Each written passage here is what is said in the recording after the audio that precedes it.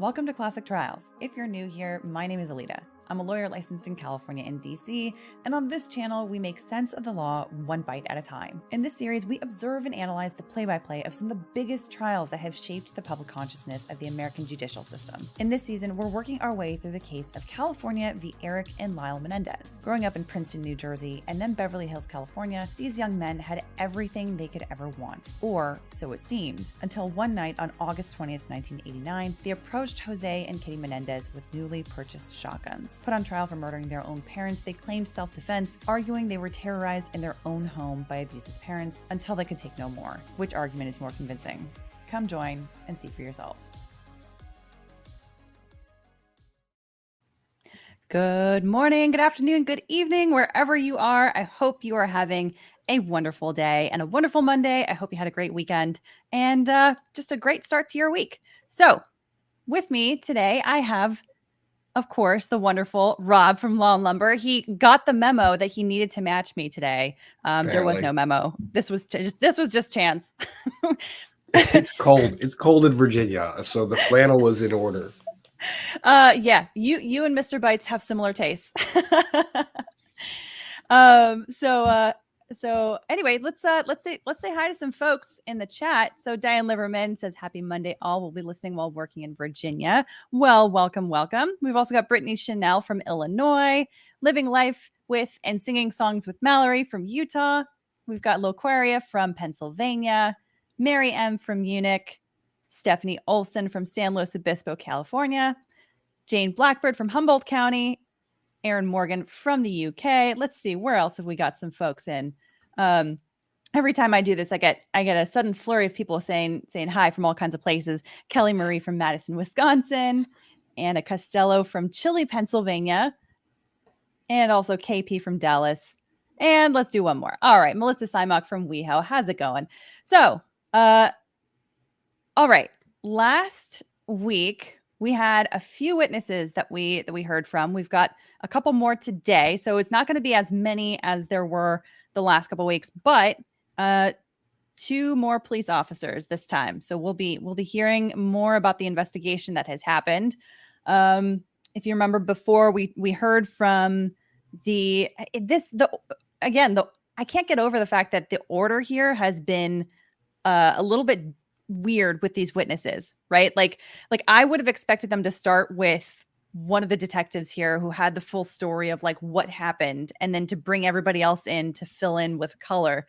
But they opted to start with the 911 operator, and then like some neighbors and some other people to kind of like give sort of like what feels like random information about this family. Yeah, that could have been on availability. We don't know why they chose to do that, but it is kind of awkward. You either want to start with the narrator and end with your investigator. Like that's how you usually want to do it. Mm-hmm. Start with the person who gives you the overview, walks you through the timeline, and then end with your strongest witness, which is usually your investigator. Yeah. Fair point. So let's see. We might as well just jump right into it. You good with that? So Rob, for folks that are watching, that are listening, Rob did mention he's going to be he's going to be in and out today because you've got a few things going on. You also, run your own firm and all that kind of fun stuff, real life work stuff. Exactly. So, and we're going to go for a few hours here today. So Rob said that he'll be in and out. But yeah, so feel free to whenever you've got to just kind of dip out for a bit, Rob, whether that's just turning off your camera and mic or just like leaving altogether and coming back. Either of those are fine with me. And we might have another guest or two, today as well, but if not, this is lovely. Okay. So why don't we just, let's just jump right in, shall we? Yeah. Okay. Oops. Nope. That's not what I meant to do. I got it. That's what I meant to do. I'm back. Okay. All right. Here we go. Thomas Warren Edmonds, EDMONDS. Another mustache. Again, epic. Mr. Edmonds, what is your occupation and assignment, sir? I'm a detective sergeant for the city of Beverly Hills. And how long have you been so employed? For the city, 32 years. Are you a supervisor of homicide detectives for Beverly Hills Police Department? Yes, sir. Sometime after midnight on August 20th, 1989, were you made aware of a double murder which occurred at 722 North Elm in Beverly Hills? Yes, I was. And did you respond to the police station in order to become involved in that investigation? Yes, sir. What information had you received concerning that particular incident? Objection, Harrison. Sustained. Did you become aware, or how did you become aware that there had been a crime at that location? Objection, relevant. Overall. Relevance? I received a telephone call at my home. Who was that from? The watch commander. At some point, did you go to the police station, Beverly Hills? Yes, I did. And at some point, did you interview two people? Yes, sir. Do you see anyone in the courtroom today that you interviewed on the early morning Yes, of August 21st, 1989? yes, I see both the men that I spoke to. Okay, and who are they? Erik and Lyle Menendez. Now, the information that you had received, were they the sons of the victims in the case? Yes.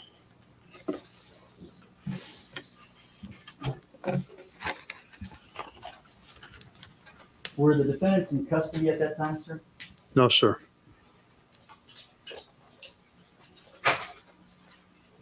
Hey, Colonel Kurtz. We just got started. Remember, I have a transcript on a cassette tape of an interview with Erik Menendez on August 21st, 1989, and I have the cassette tape marked as Exhibit 40, and a transcript that goes along with it as 41. Yes.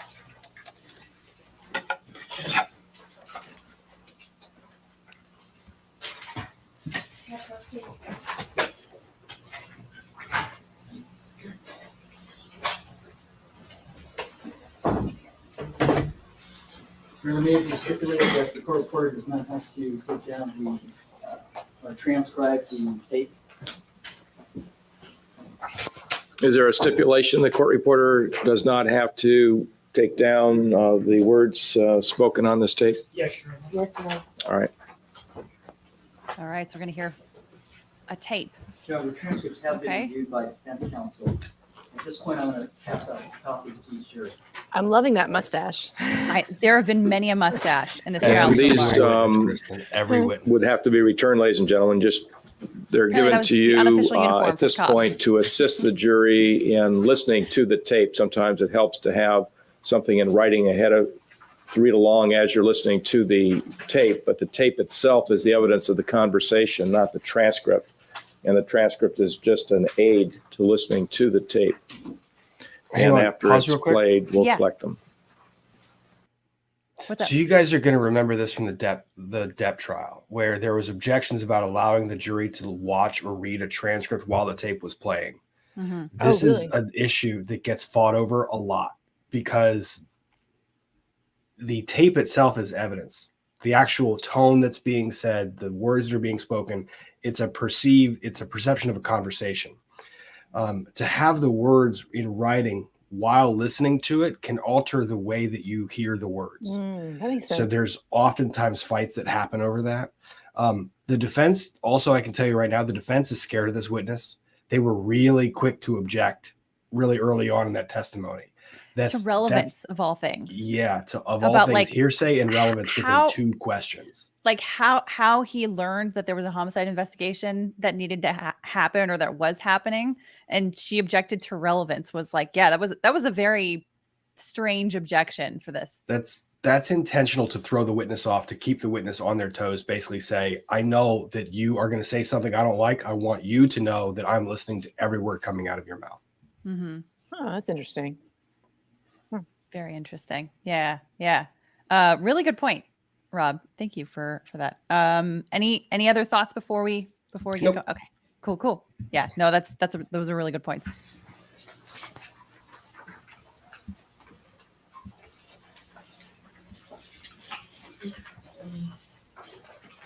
Sergeant Edmonds, I'm going to show you what's been marked as Exhibit 40.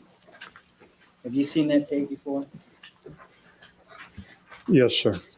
Sorry, I'm going to put on makeup while we do this. The interview with No worries. Kitty Menendez in the early morning of August 25th, 1989. Yes, it is.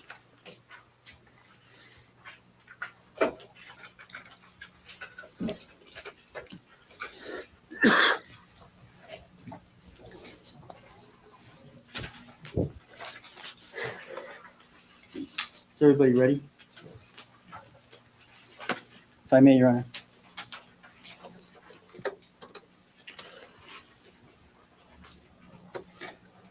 The date is August 21, the time is 01:20 hours. I'm Talking through a tin can. Beverly Hills Police Department. Going to interview Erik Menendez. Menendez. Erik, can you tell me what happened tonight, starting at the very beginning? What time did you leave home? We were calling on me, finally calling me. That's on the 8th. I left the room you on somewhere. Oh, this is hard to hear. I know. I was going to say, I see why we needed a transcript or someone wanted a transcript. Do you think the jury can hear it better than we can? Possibly, because it could have gotten doubly distorted through this recording. Yes. It's like a copy of a copy of a copy, right? Too many Xeroxes and you lose all the details.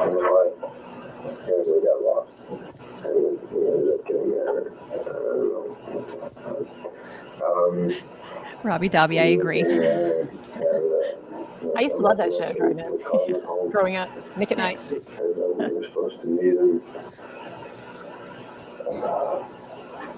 Is this the confession tape to the psychiatrist, or what is this? No, this is with the detective. Oh, From like the night that it happened. oh, okay, I see. What did you call your friend from? My mother did that. I don't know when I wasn't with them at that time. They wouldn't let me go when it was closing. It was downtown Los Angeles. Yeah, it was in San Monica. So when you left home, was the gate closed? We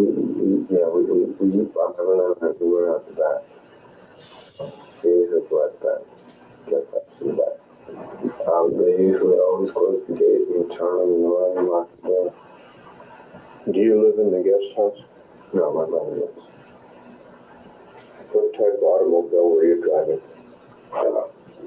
My Escort, the Ford Escort. And you and your brother were in the same car? So then, when you came home, did you go back in through the alley as well? No. We just stopped at home quickly so we called the driveway. We put them inside and we didn't do it was open. We went inside and there was a smell of smoke. We saw them. And started screaming and so I went upstairs and so we called the police. Was the television playing?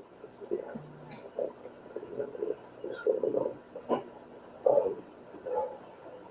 Was the alarm on and the front door closed? I don't think the alarm was on because the front door was closed. Was it locked? I don't think so. Did you use the key to get in? I don't think so. That's still locked. Do you have any ideas who may have done this? No, I mean, it's not anyone. My dad doesn't have a lot of friends, but that's his business. My brother had nothing to say. What did they do today? Did they stay home all day? Stayed home, watched tennis and TV.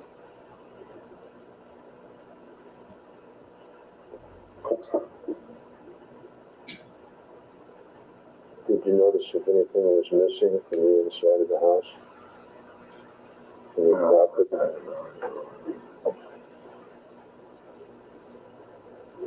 Where did you live before you moved to Beverly Hills?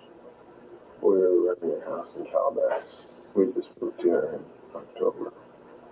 In October. We were renting a house in Calabasas. How is it this other friend showed up at your house? Well, I guess meeting at the Cheesecake Factory. And, he's the man that was going to meet you at the Cheesecake Factory. What is his name? No, Jim. Oh, I call it. Cheesecake Factory is some good food, I have to say. It is. It's not Le Cirque, but it'll get the job done. What is his name? Mark. Hey, Rob, you and Eric are matching. Someone noted that. Totally planned. Yep. I like coming on this program because the 90s thing means I can just wear this hoodie without Yes. shame. Exactly. I just wear Mr. Bite's flannel.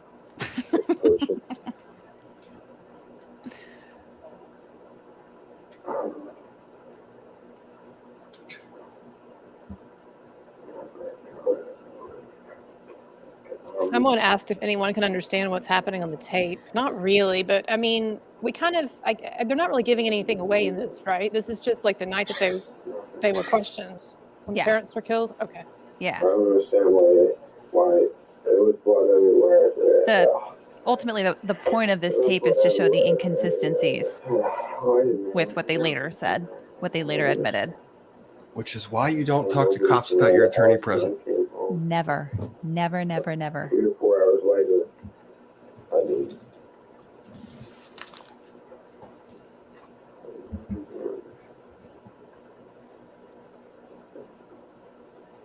didn't your father or yourself, anybody own any weapons?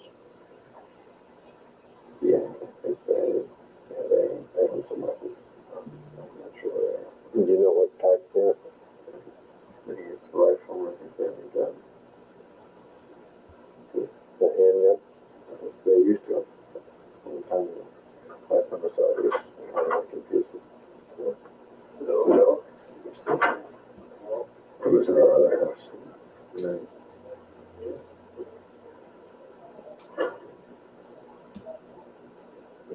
you don't know those if I commented on their posture last time, the defendants, how they seem like they're always really like hunched over. And Alita, you said you thought that was not like strategic. It kind of makes them look more boyish and pitiful to me, but you think that's just kind of how they are?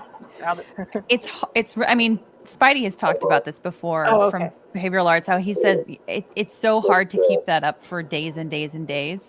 So, or, hours even. So, most likely what we're going to end up seeing is something that's not that is put natural. on. Yeah. At least over time anyway. Maybe initially they might be trying to look a certain way, but maids or cook or anything.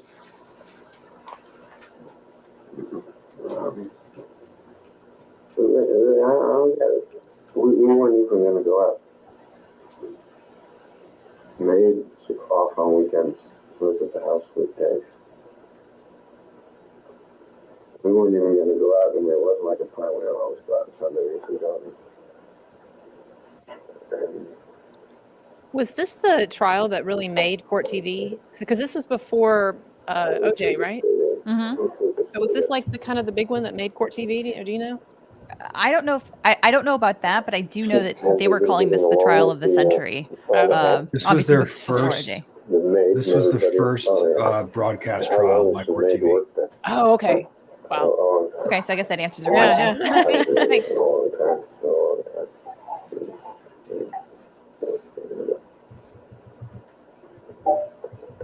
Has your father's business been going good?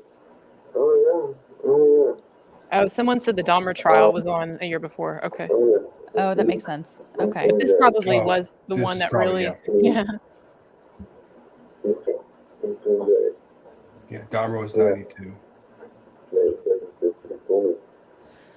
I love that series, by the way, on Netflix. I know it's controversial, but I really like it. I couldn't watch it past the first episode. Yeah, I mean, it's a lot to watch. Yeah. I tried. Come on, lightweight. What's wrong with you? The Cheesecake Factory. Harry, I don't know his last name. Probably. We knew him a long time. Back from Jersey. Where does he live?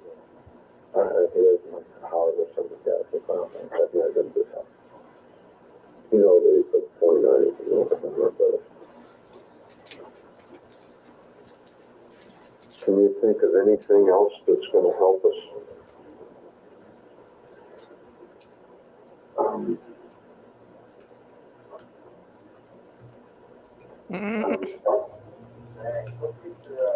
That judge looks like he would be so much fun outside the courtroom. Okay, y'all see? Oh, he's been fun in the courtroom. He just reminds me of the Bueller guy from Ferris Bueller's Day Off. Yeah. Pro tip question: if a cop asks you if you can think of anything else that can help us, translate that to if you can think of anything else that will guarantee your conviction, please say something now. Exactly. It's just unusual. Years ago, we asked that alone, maybe he heard something and got scared. So he sleeps in that kind of bedroom. And where does the black dog sleep? In that kind of bedroom, too. The black dog wasn't there. Do you sleep in the main house? Yeah, I do. In the main house. That's what I call my company. Do you have a separate line, or did you? I have a separate line. There's 3 lines in the house. What is your phone number? 2712710495. We don't need to worry about redacting that phone number because there's no way that that's still in use. I like the headband. That's like this was Hillary Clinton era too, with her headband, right? Yeah, that's her style. She wears that every day. I like headbands. They do hurt after a while though. Yeah, because that's the kind with like the little teeth on the Yeah, edges. really That would just- clamps in. Oh, yeah. Yeah, no, that's she's committed. So to glad wearing those are that no thing. longer in fashion.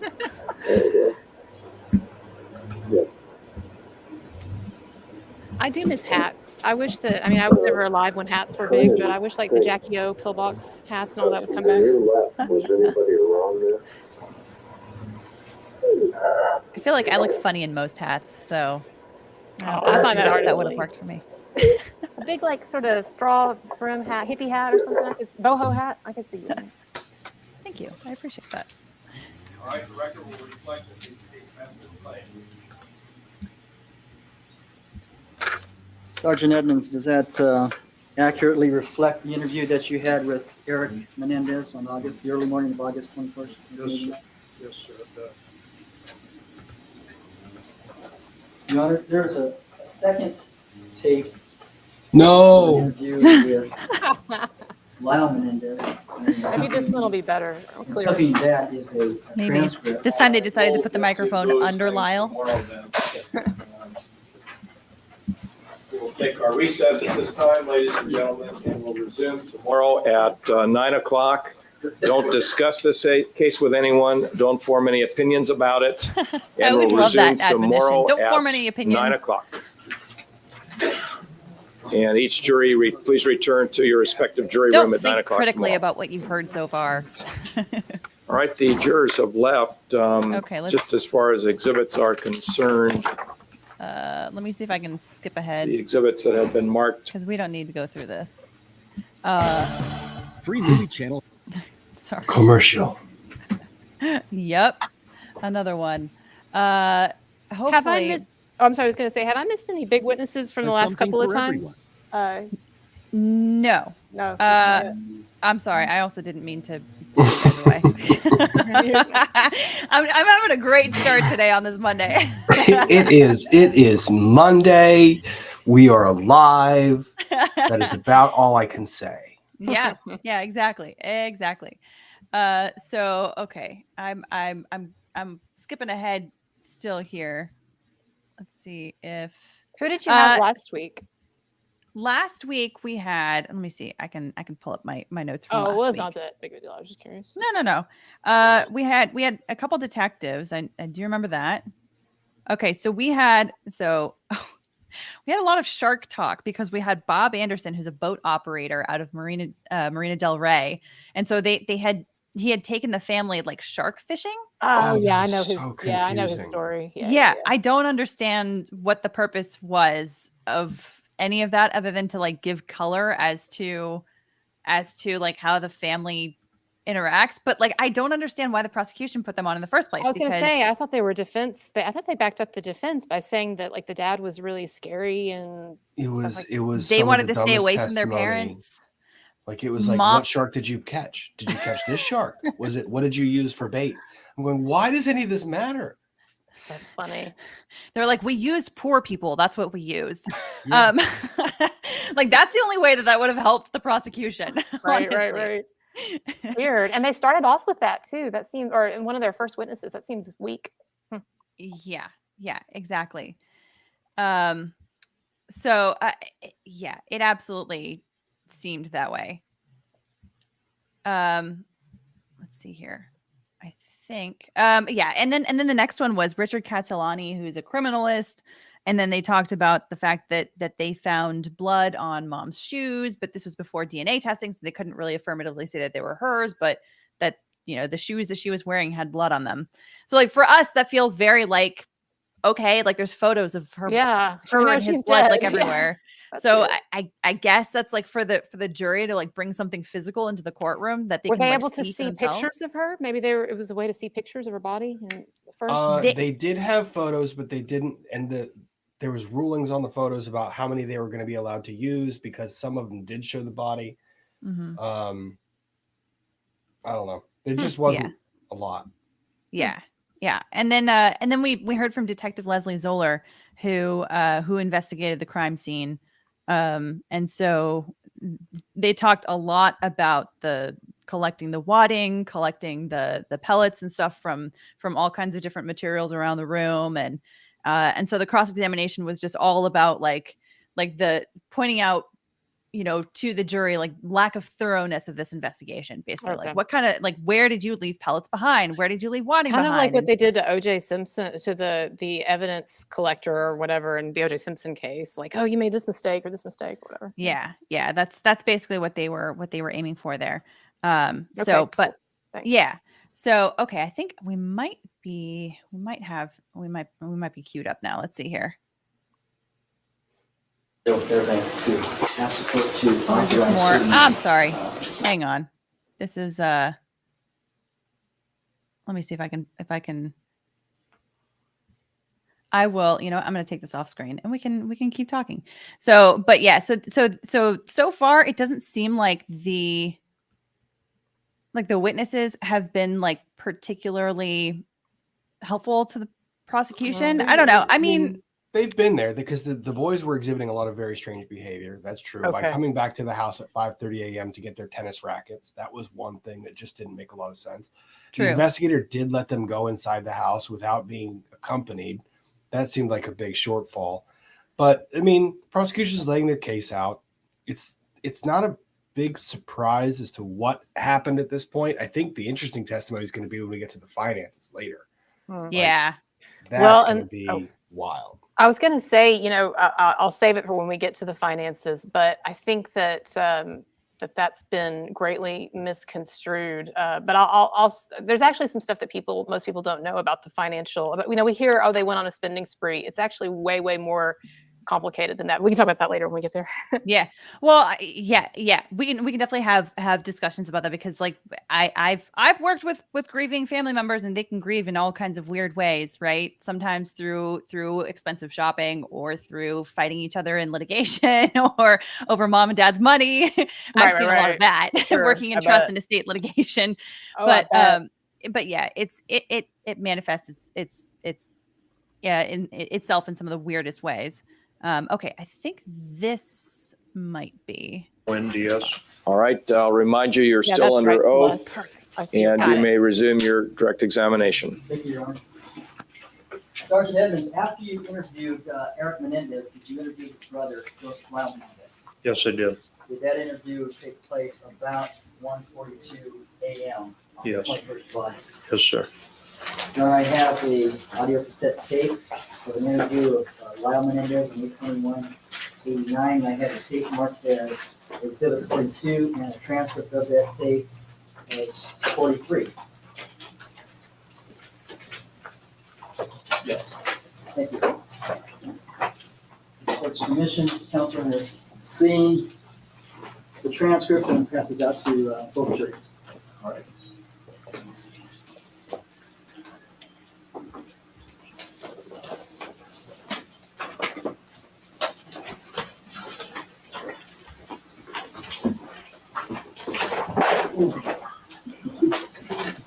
I do like his tie, I will say. I like it too. Well, he changed it from the day before. Yeah. Can I put the witness form? Just wish he knew how to just cinch it just Yes. up. Just little.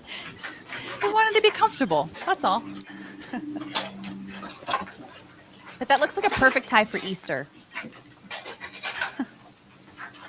Detective Sergeant Edmonds, I'm going to show you what's marked as Exhibit 43. Do you recognize that? Yes, I do. What does that appear to be? Appears to be a cassette tape with the interview of Lyle What's a Menendez. cassette tape? I'm kidding. Dated, That's 42. I'm sorry, Your Honor. The transcript is 43.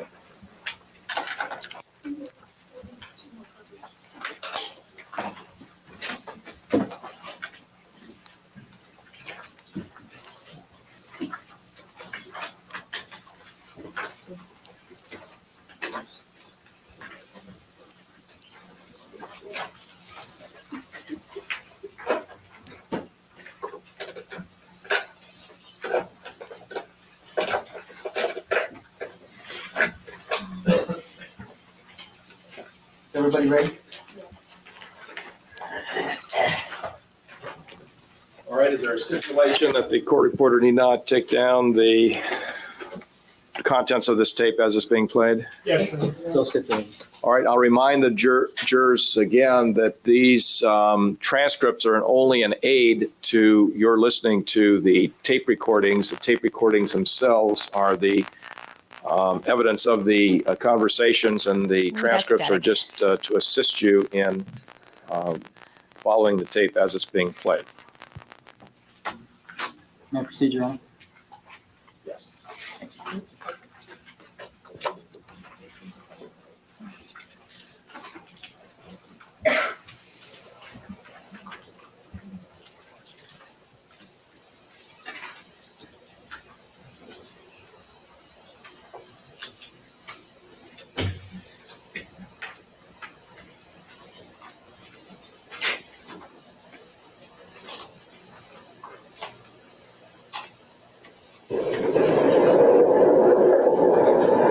Oh, baby. Oh, man. This is an interview with Lyle Menendez, August 21st at 01:42 hours. I'm Sergeant Edmonds. Can you tell me, start with this evening, you and your brother made plans to go out? I made plans with a friend of mine, Perry. What's Perry's last name? Perry Berman. To go to a function in Santa Monica. And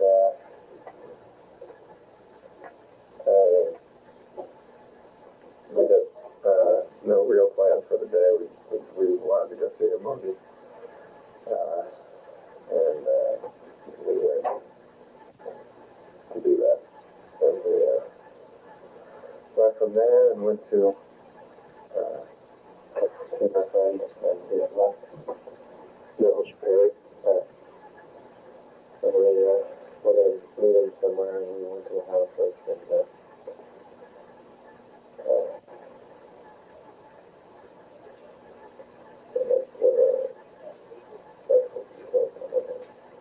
well, when you left, was the gate in the front of the house closed? The gate was closed when we left. We left, yeah, it doesn't close all day. And unless when I came back, I noticed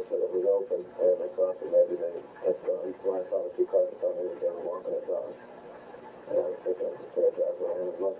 And then instead I had to leave Paris, so I went in the house. And I thought it was strange, it was late. And, I smelled smoke everywhere. And,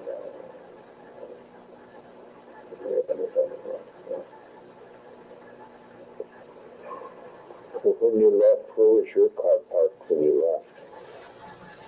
My car parked in the garden. Your car left? Did you take your car? No, my car is on the side, so I think it was where was your parked? It's parked in the back. You parked in the back. So you stay in the guest house, right? Yeah, I went back there. So you left out the back or the front? We left out the back. So you don't really know if the gate... I don't know because my dad's car. I know you don't drive my dad's car. My brother's car in the back,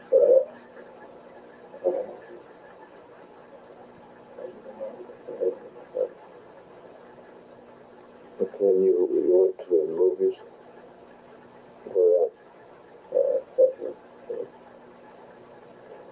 You went to the movies, you went where? The city fair in Santa Monica, city. Wine tasting thing that's going on. Harry was involved with it or something. We went to meet him there. But we weren't going to go, but we told him not to meet him. I don't know the words somewhere. Did you see him there? No, we looked around and pretty much most of the people had left. There were a lot of cars, so we looked around and couldn't find him anywhere. And so I called his house by chance. We left about it to see him. And then we went again. So I think we should have been left. So that's like something to I was a little bit upset that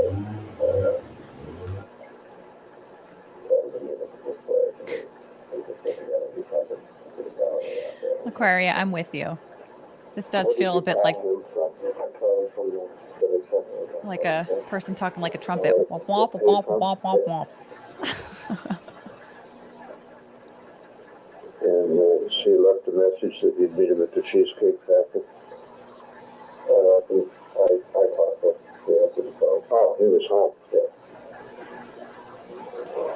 And he was there, and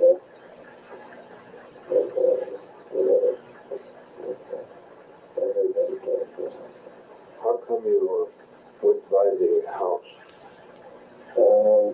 We went by the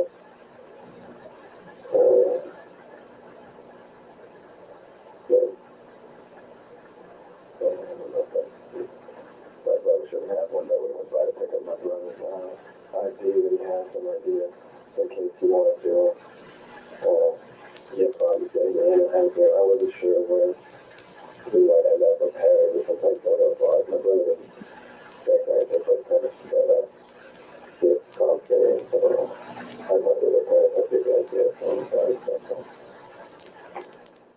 do you have any ideas on this that's going to help us solve it?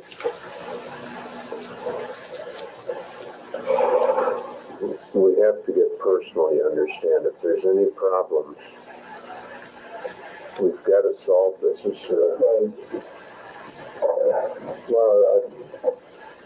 One of my concerns is that I don't like any bad press about my father now. Well, we're not reporters, we're policemen. What you tell us stays inside this room until it goes to court and we prosecute. What you tell us stays inside this room. Don't listen to that guy. To answer for their crimes. Not like talking to a lawyer, not like talking to a priest. Well,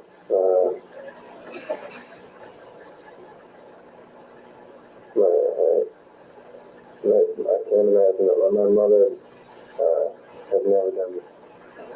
I've been with my mother. Usually it was my brother or I was my mother all the time. She said he was and working on the other house. And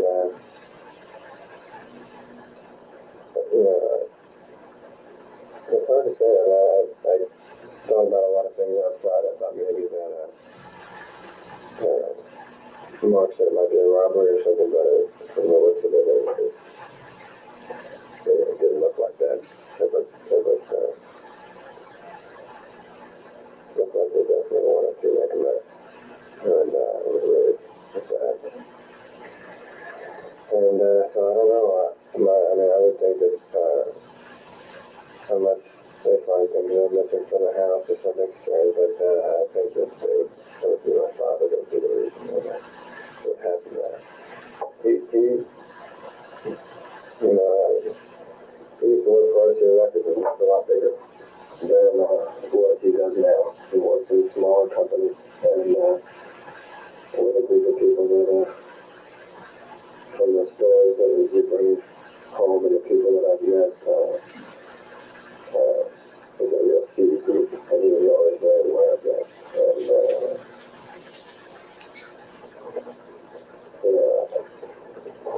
I don't know if it's whatever kind of. So my father, he's under a lot of stress all the time. But I just tell him he's smart. He's under stress. I have no idea what's being said. I can't say I know either. Oh, okay. Some of them in the chat seem to be able to get it. I can't imagine that they would be problems with it. They have not gotten along well.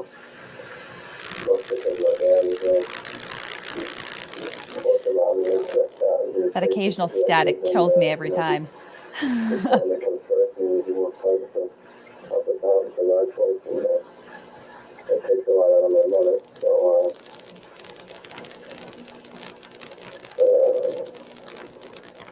pretty much he doesn't involve us in the business too much.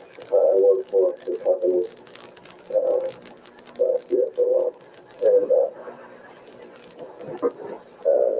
it's just great. There's been a tremendous amount of business activity. I talked to my brother, who said that he's in a business where there's little small companies and they're being squeezed out and they're going down, and we're just pretty ruthless businessman. He believes in the bottom line, and he laughs a lot over a lot of stories and trying to push these guys out of line and that. And so, might be business related, but for sure, my parents are clean with any drug activity, anything that would involve us. We've had some problems with gangs in the past. My brother was beat up and they come to the house and had threats and things like that. And nothing recent. This house, not this house. We've had some problems with this house. Some people coming to the house and my dad has sent them away. I remember one incident, but it's pretty much no problem. 4 days.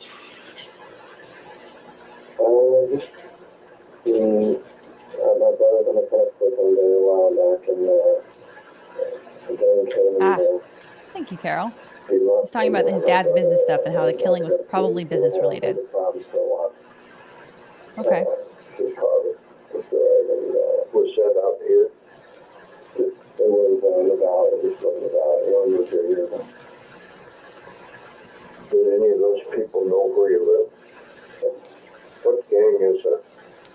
I have no idea. I was traveling at the time. I heard about it. Only my brother was in the hospital and his mom. I heard that when I came back. Were any of those incidents reported to the police? I believe so. I think we had a security person there guarding the house for a while. Yeah, unfortunately, there's no closed captioning option on here.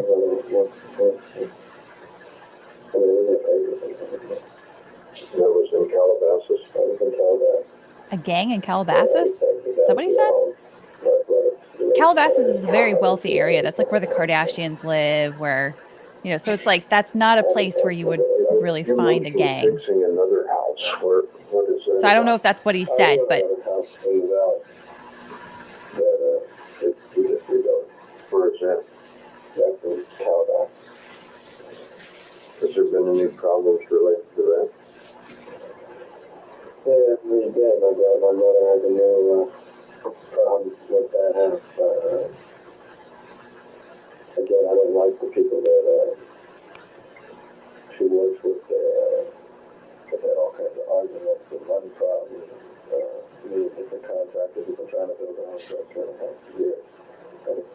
problem, and I just don't know. We never lived it, so there's no problem.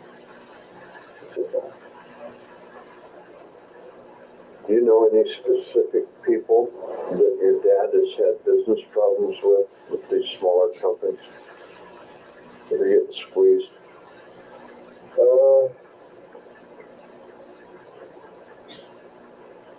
Something that might be climaxing like this week where the pressure's really on them. He was on a road trip recently. I just got back actually a few days ago. I flew to real stressful. Left early. I don't know what's going on. I mean, there's so much activity in the company. He's buying a lot of little companies, and recently he's been mentioning that all the other little companies are jealous and they're getting squeezed out, and the syndication business is going downhill. Stephanie Olson, thanks so much for for giving that bit of nuance here. Because yeah, Southern California has definitely changed since the early 90s.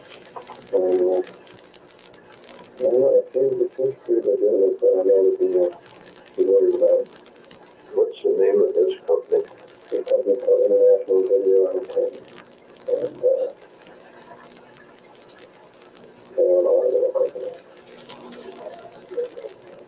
Will you be able to provide us a list at some point in time of these companies or of his office? Yep, I can do that. We should be able to find out everything that's going on there.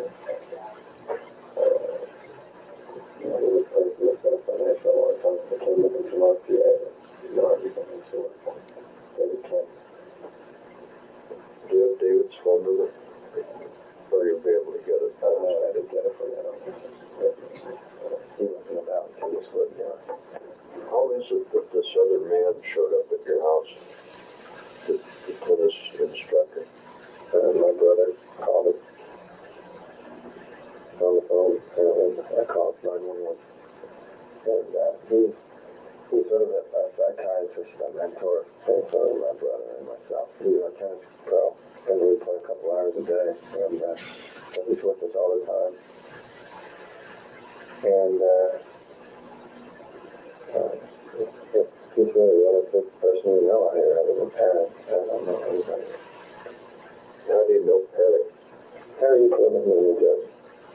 And he lived back there. He's involved with Tennessee State House, but he lived out here. We lived out here after him. He's basically the only one that kept in contact with him. Do you work now? No, I'm supposed to go back to school.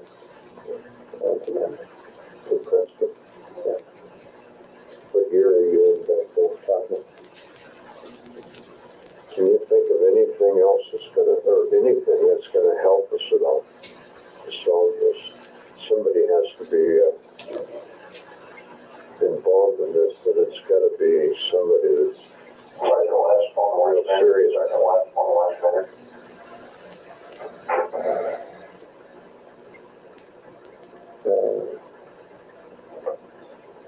I have to think have there been any phone calls, suspicious phone calls to the house, or any suspicious visitors?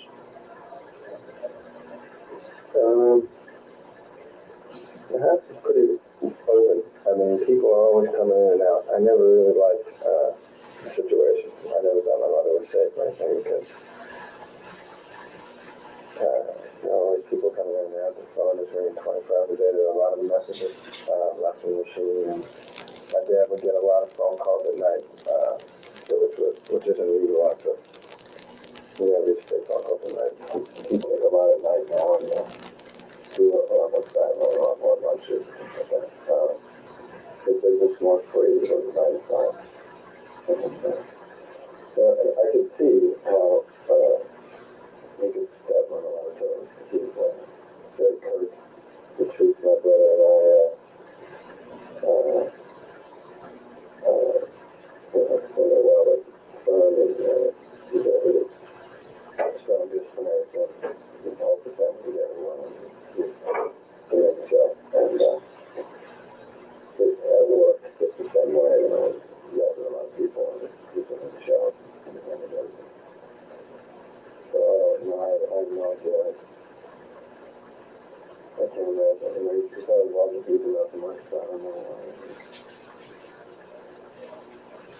there's not a lot of money in these companies that are getting. Well, there's a lot of money in it, and it's a lot of money. It's not like a company like RCA, like we've run, but it used to be a real small, nothing company that these two guys bought that run Chemical Corporation and the producers, and it was a mess. And he got there and he cleaned it up, and he basically fired a whole lot of people, and just sort of ran the business himself, brought some people from his other company, and just started hiring people. And his model was a deal a day, and it's been like at a lightning pace every day, a new story, and real exciting stuff and manipulation, and it's really fun. I mean, we would joke sometimes that it's amazing that these people are obviously not happy about all this. We've got a lot of weaker people, but that's the way it's believed. If you're weak, then you lose. But everything was legitimate. Everything was he born in the United States? He was born in Cuba. Does he have any ties with Cuba? No. As far as I know, I do. I think they're going back. I think they're going back. He was definitely running for Courtroom, and so that's one of the reasons I think everything was very clean. What type of political office? Just California. After 2 weeks, he was going to move to Florida. So he's in the plan. We just got signed law. He involved with some law. He was a good guy, young. He did always, he had full control of his life. He did what he wanted. And my mother's a great tragedy about it. How is that?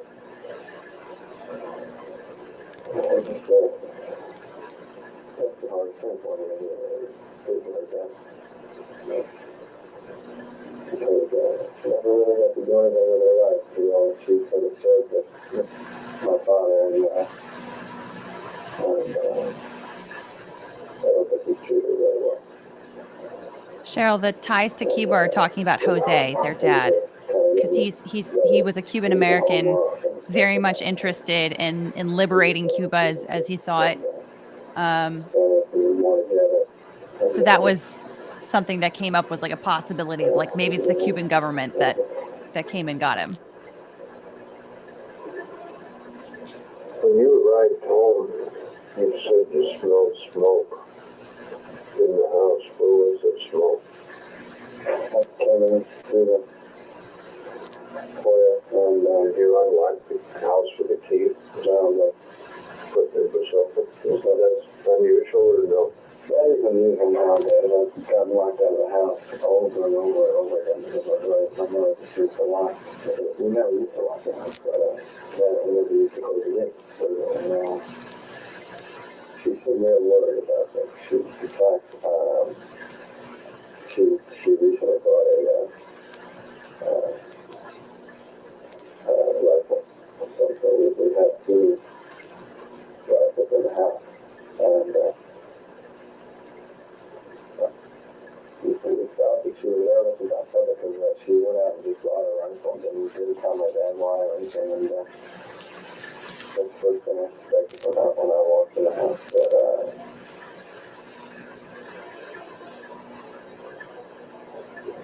what type of rifles were they? My brother. All right. Newsy Tonight is changing the. Okay. So, yeah, so now we're reminded of just how wonderful the technological changes have been since the early 90s, right? Because it's funny because it's like I was totally thinking about this in the last 10, 15 minutes about how sometimes like our iPhones change every single year, however fast they do. iPhones, TVs, everything else, it seems like it's like at a blazing fast pace. And a lot of times it can feel very superficial, like how like we have to like change out our devices now. Until you watch something like this and you're like, oh, like there actually have been some pretty marked changes over time from all of this stuff. But there have been some details here, like talking about dad's business connections and like some of the business that he's been involved in. Does he still have ties to Cuba? This is kind of bringing in some there were some early theories before the boys were arrested that this could have been some kind of a gang. It could have been some kind of a Cuban government plot, as I mentioned before, or some kind of like mafia cartel kind of situation.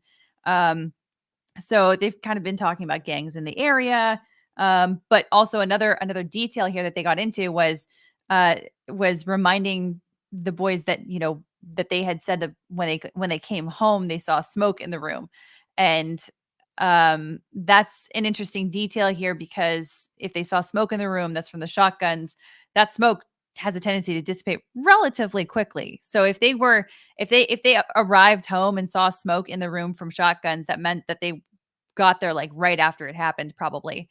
But I mean, obviously, eventually that story crumbles. They admitted to the psychologist, right, about what had happened. And so, so the reason why they saw smoke in the room is because they themselves shot him. So it's just, it's interesting, because even though it seems like it's not really relevant to talk about these things, like, cause that's not at issue as to whether or not they shot the parents, right? Like they made that very clear in the defense opening statements, is like, that's not at issue here. The question is like, are they justified in doing it? But I think that it still makes sense for the prosecution to want to bring in all of those details to undermine the credibility of the two defendants as witnesses, as for one thing, because that, if they've lied several times about what happened throughout this whole process, they could totally be lying to the jury about all kinds of things, right? Including the things that they say that their parents did to them while growing up in that household. So, all of that stuff is still relevant, even though, who framed Roger Rabbit, right? Who shot the parents is like not really at issue here. Colonel Kurtz, did you have any other thoughts before we continue? Oh, you're on mute. Yeah, and not really, just to say that it does, I mean, again, it does seem like a kind of a weak start, all of this together for the prosecutor. And so, but maybe that's normal. I just kind of thought, I always thought that it's kind of like writing a book or writing an essay or something. You're supposed to put some of your strongest stuff at the beginning, so you can really get them. And I just don't feel like we've had that yet, but maybe that's just not the way legal stuff works. No, I mean, I Rob made a good point earlier that he said sometimes the way that you line up witnesses is by witness availability. So, that can have an impact, but ideally you do want to arrange your witnesses in a way like what you indicate, because that's the way that humans prefer to have their stories told, right? Because you'll forget all kinds of things in the middle of a story, but the way it starts and the way it ends are usually what people remember the most. It's the primacy effect and the recency effect. So Right. that goes even. I mean, this is a storytelling art form as a trial, right? So it's just it's live, right? It's live and basically it's like a campfire performance, right? of the caveman days. But it's a modern equivalent, I guess you could say. But yeah, no, I mean, ideally that's how we would want them to set it up, so that we can understand the storyline and how to fit all of these various details, because otherwise, it feels like there's just data being thrown at people Right, and right. without any way of being able to like place all of that information. Right. And it's so much more taxing on the listener, right? Right. So, Agreed. Well, maybe that's why they, they didn't win the case this time around. yeah. Maybe. It would be interesting to see if they changed their strategy the second time around, by putting them in a different order here. That would be because most people have attributed the the fact that the second trial had a different outcome to the fact that the judge, it did not allow the sexual abuse defense in the second trial, but also it will be interesting, or would be interesting, to see if they change if the prosecution changes their strategy. So yeah, agreed. Okay, let's continue on. More terrible audio.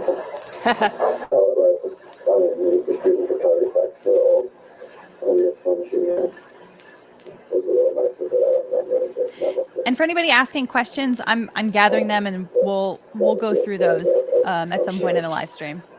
My mother laughed.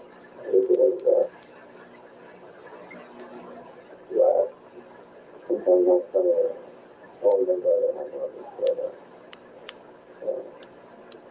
She was on the cusp of suicide. Very active suicidal. Her personality in the last 2 years.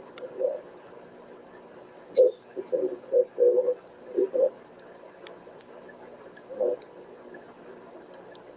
My dad's inside. I really don't. I never really got sleep with the same place. After you got home and you found them, did you guys move anything from within the room? Doing well, Ardo. Thank you.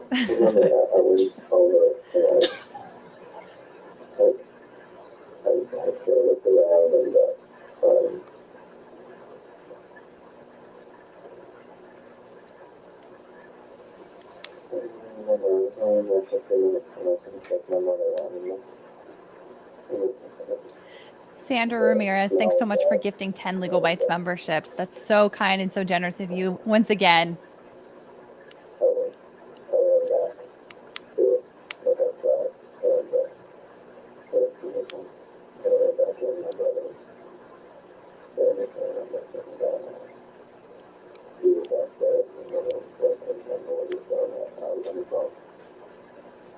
How long did it take from the time you entered the house till your car switched?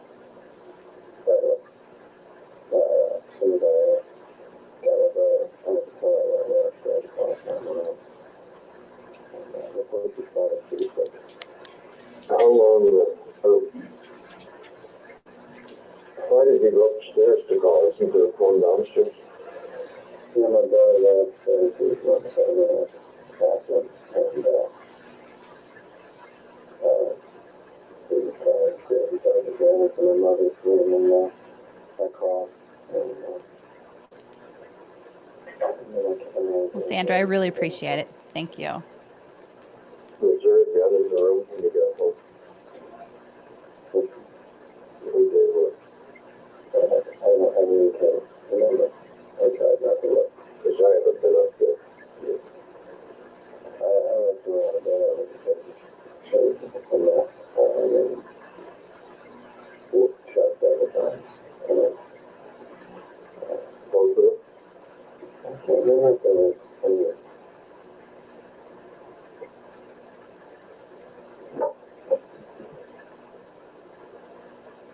Yes, also, my mother was on the floor, and my dad was on the couch. And who would they have left in the house? I don't know. We already eaten.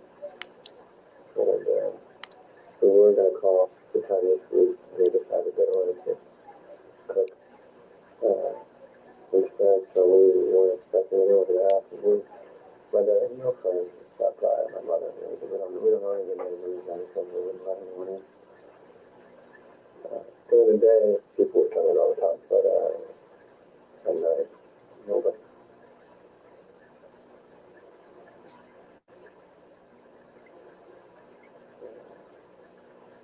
It doesn't seem like they heard anything, because they were on the couch, and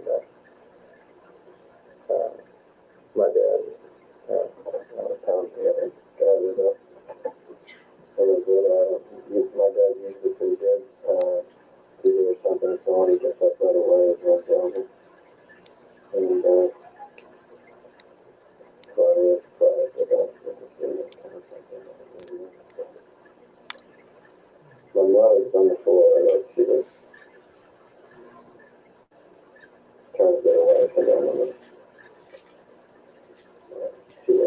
So on the audio, it's Lyle Menendez and this detective who's on the stand. Now, the gate, is it open manually or is it electronic gate? Electronically. How do you open it? Let's open it. You can open it. And Jake from State Farm, you want to know what this is? This is the trial of Erik and Lyle Menendez, the Menendez brothers. It's considered a really, really big trial in the early 90s before the O.J. Simpson trial. They are on trial for murdering their two parents. There's a little bit of background in the description below if you want to see some more. Yeah. Well, if you want to get caught, you could climb it here. My brother and I climb it all the time. And Annie Mae Wholesale, a stenographer, is a court reporter. It's the person that's making the transcript for the trial. In order to get out, how would I know where the control is? Is it obvious? It's not obvious. I mean, the thing on the wall in the living room is the door, and push it. I mean, it's obvious if you know things like that, but it's not obvious. The little door thing is really quick, and all over the house.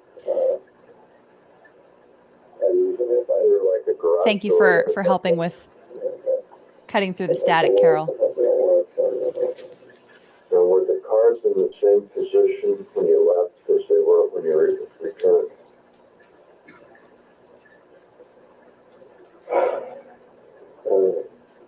Pretty much. I mean, I can't tell anyway. I mean, I just know that they were like that. What would be the purpose of the person that did this for persons to open the gate?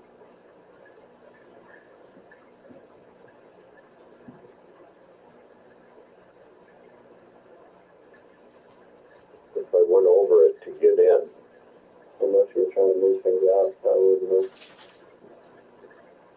I would think there would be no purpose. Unless you wanted to get in so that you want to see walking around. If it's open closed. But I would think that, I wouldn't know. I'm not so sure that they didn't just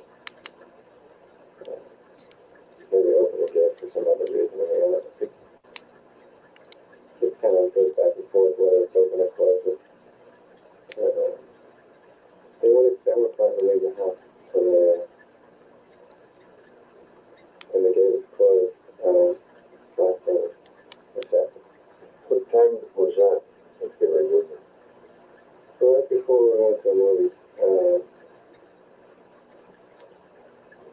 I took a ride on the scooter we had, and I opened the gate and I closed it. There's one of these sort of like a Honda or Yamaha. Yeah, and then we found it there.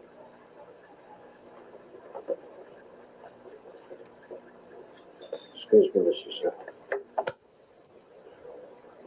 Pardon? The investigator that are up there just called and wanted me to ask you and your brother if anybody had known you guys were going somewhere tonight. Terry?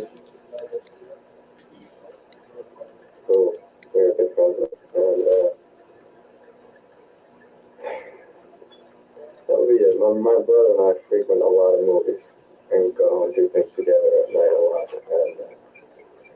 And my feeling is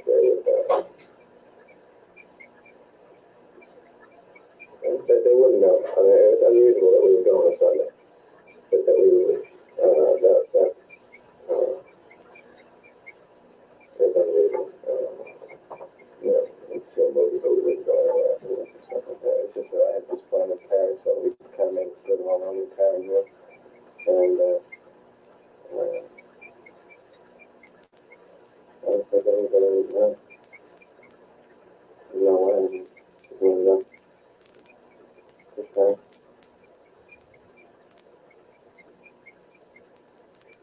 I was trying to think, my brother called me, but I didn't talk to anybody, but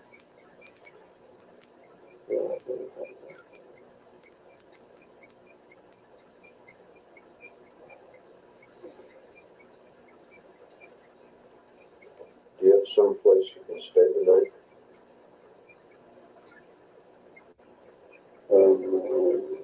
Yeah, that's bad luck. Well, I'm sorry I had to put you through this. We'll probably get to know each other pretty well before this is over. We're going to have to get information.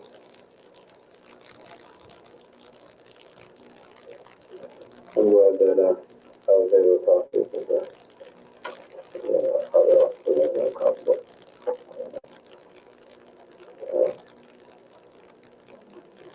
I didn't appreciate it. I asking a lot of questions, the same questions that you're asking me when my daughter's crying on the ground. And I understand why they didn't want us to go in the house. You know, I tried. But I do have a few questions. They're not going to leave my parents. I'm a little edgy about just leaving. I'd like to, know what, I don't know what goes on. I was kind of hoping somebody would know. I'll tell you the whole program. The reason we don't want you to go in the house, besides the trauma that it would create for you, is that it disturbs things that might solve the case. The evidence that whoever did this may have left inadvertently can get disturbed and ruined. And that's the main reason why, the two reasons we don't want you to be further traumatized by going in there.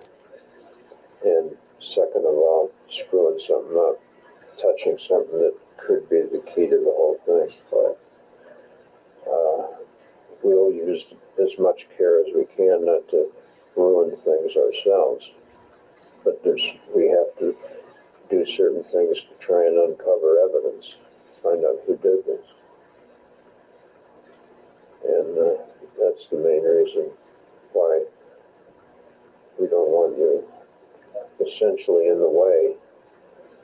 And also, it just add to your trauma. This is going to conclude the interview Oh, thank goodness. at 02:18 hours on 8/21. Whew. We made it. We survived. And the tape has been played. All right. Thank You may goodness. proceed. Thank you. Sergeant Edmonds, did that accurately reflect the interview that you had with Joseph Lyle Menendez at 1:42 a.m. on August 21st, 1989? Sergeant Edmonds, do you recall how the defendants were dressed when they came in for the interview? I believe that one of the two men had a black jacket on, and they were very neatly dressed, but I don't remember specifically. It was like sport clothes. Excuse me, Your Honor, could we move the microphone? Yes, please.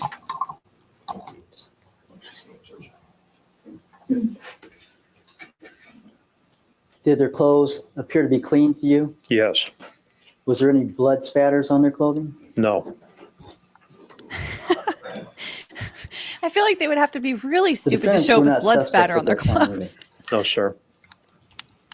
Are you familiar with what is called the gunshot residue test? Yes, I am. Would you describe just generally what that means for the jurors? If somebody fires a firearm, the primer, which discharges the round, splatters on the hands. Pardon me, could I go and move the tape recorder so the other juror can see?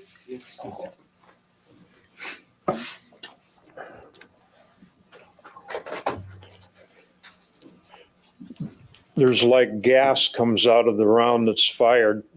That's and fair, it would B. be on Very the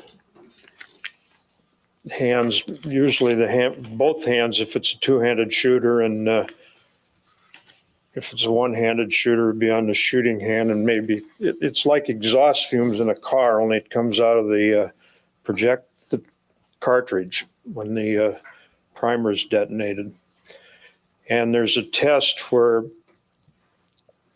chemicals are put on a swab, and this you swab the hands and it can tell if there's, I think there are nitrates in the, would still be on the hands if after the weapons are fired. Sergeant Edmonds, if you had suspected the defendants of committing these killings, would you have performed or had the gunshot residue test performed on the defendants? Yes. Was one of the reasons why you did not because the defendants had accounted for their whereabouts that night? I'm going to object as needed. What were some of the reasons why you did not suspect the defendants at that time? Well, we know what his answer is going to be. Well, they had accounted for their whereabouts, and it was too early on to make any conclusions that who might be a suspect. And I had no reason to believe they were any better suspect than anybody else, and I didn't have a clue that they were involved. Thank you. I have no further questions at this time. All right, cross-examination. That's an odd place to end, though. I feel like that really lines things up nicely for the cross-examiner to come up and say, okay, so you didn't swab their hands. Good morning. Yeah, I'm not impressed with the prosecution. Sergeant Edmonds, just to give the jury a little context for these interviews, you first heard about this case at about 1 o'clock in the morning when someone called your house and woke you up. Is that correct? Yeah, I would say about 1 o'clock. And after you received that telephone call, I assume you got up and got dressed and went down to the Beverly Hills Police Department. Is that correct? Yes, I took a shower Sorry, as that well. was Indy. Took a shower as well. And then you dressed and you went down to the police department. Correct. And I assume from that, you didn't go to the crime scene, you went directly to the police department. Yes. And at that point, were Lyle and Erik Menendez already at the police station? Yes, they were. And was there some discussion within your department, people involved in the investigation in the case, as to who was going to conduct the interviews of the two brothers at that point? No. Did you decide you were going to conduct the interviews? Yes. And was one of the reasons that you decided you would do it because you had some experience, and in fact, some vast experience in interviewing both suspects and witnesses? Yes, and I was the one that was at the station. At 1:30, 2 o'clock in the morning? Correct. All right. Now, where were the Menendez brothers when you first saw them? I believe that they were in the working area of the detectives with Officer Angel and possibly one other officer. And was it your understanding that Officer Angel was an officer with the Beverly Hills Police Department who had transported the brothers from the Elm Drive residence down to your department? Yes, sir. Now, on the tape of the Lyle Menendez interview, there is reference made at 2 different points to a person named Mark and also to a tennis coach or what Lyle Menendez refers to as a psychiatrist or somebody like a psychiatrist. Did you know who he was referring to on that tape? Yes, I do. Who was that? It was Mark Heffernan. And was that someone who was also with the two brothers when you first met them? Yes, he was. Well, he wasn't with them, but he was present in the room. What was your understanding as to how he got involved? Well, I didn't know initially. I believe it came out in the interviews how he was involved, or the officers might have told me he was their tennis coach. I didn't know how he related to it initially. You eventually interviewed him, is that correct? Yes, I did. And that interview with Mr. Heffernan was conducted after your interview with Lyle Menendez. Okay. So, sorry. God bless it. I keep doing that. So, all right, we finally got through the audio tapes, all of which just sound like complete garbage, but we managed to get some information from them. And hopefully the jury in the courtroom was able to hear it better, even though it's a cassette tape.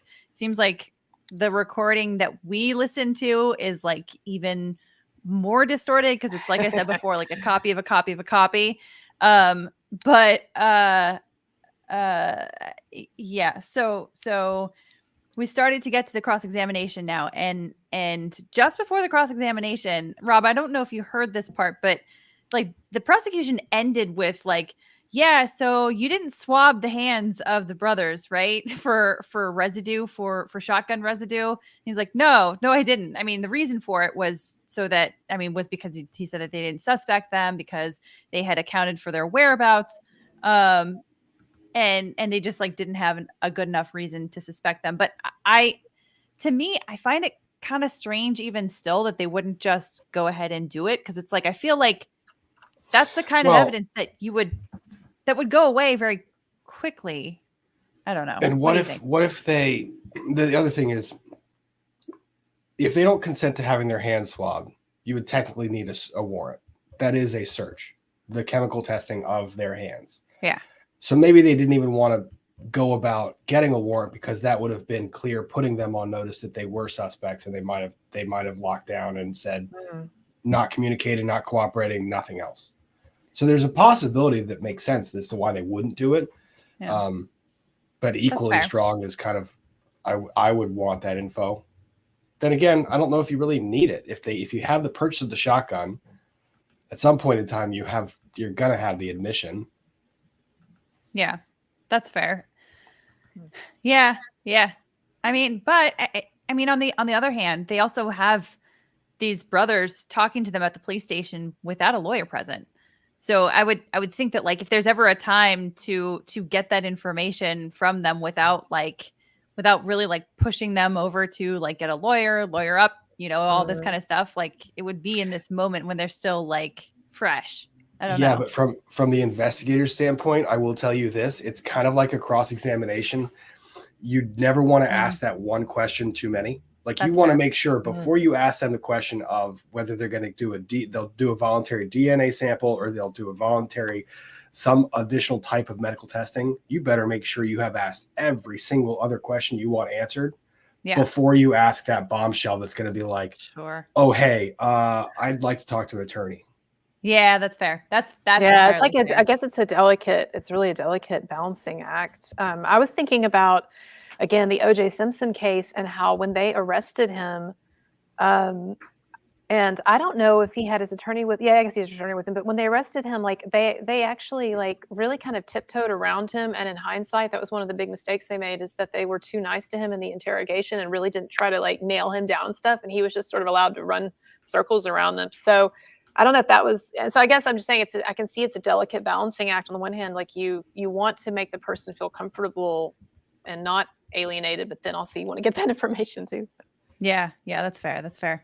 Let me get a couple questions here before we head back into the cross-examination. Celeste said, I wonder why are the brothers not handcuffed? So the reason why they wouldn't be handcuffed during trial is because it's highly prejudicial for the jury to see them like in prison clothes or handcuffed in any way.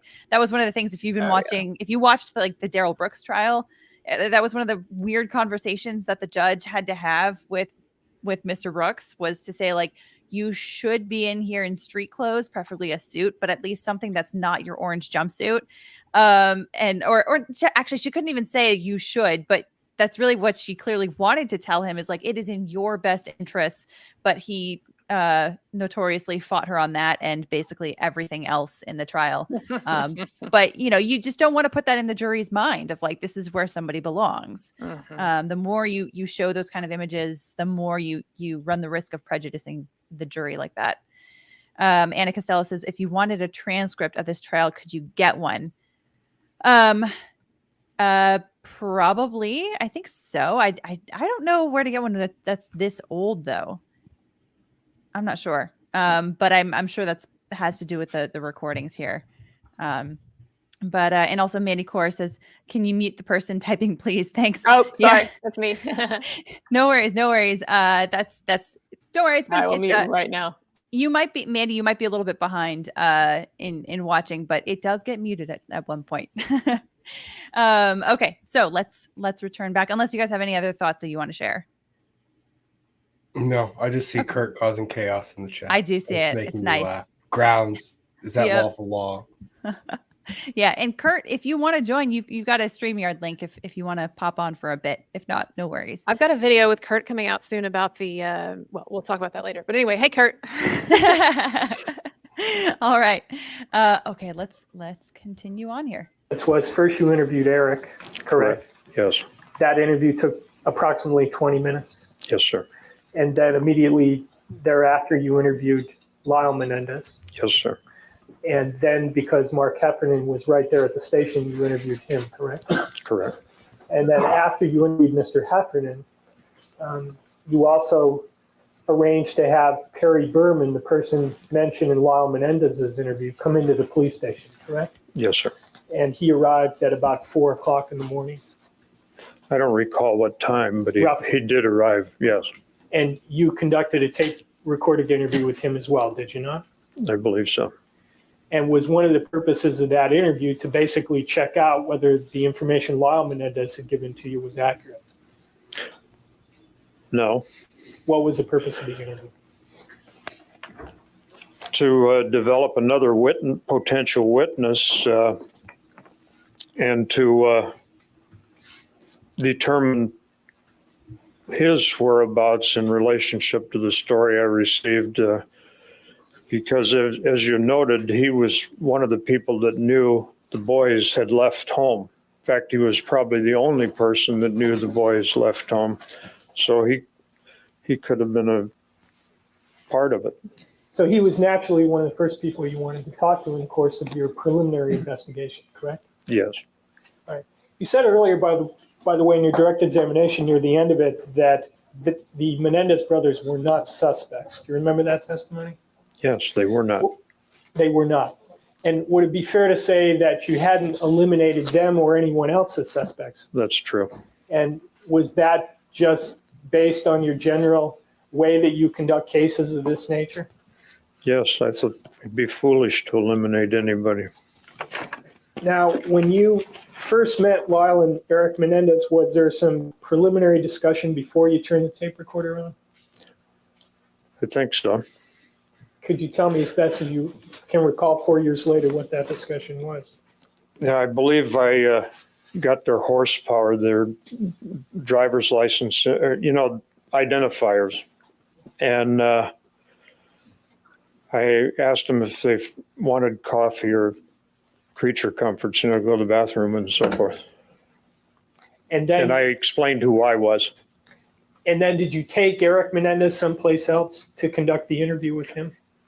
Yes, there's a little interview room. At the time this happened, we were in temporary quarters in a trailer, multiple trailers hooked together.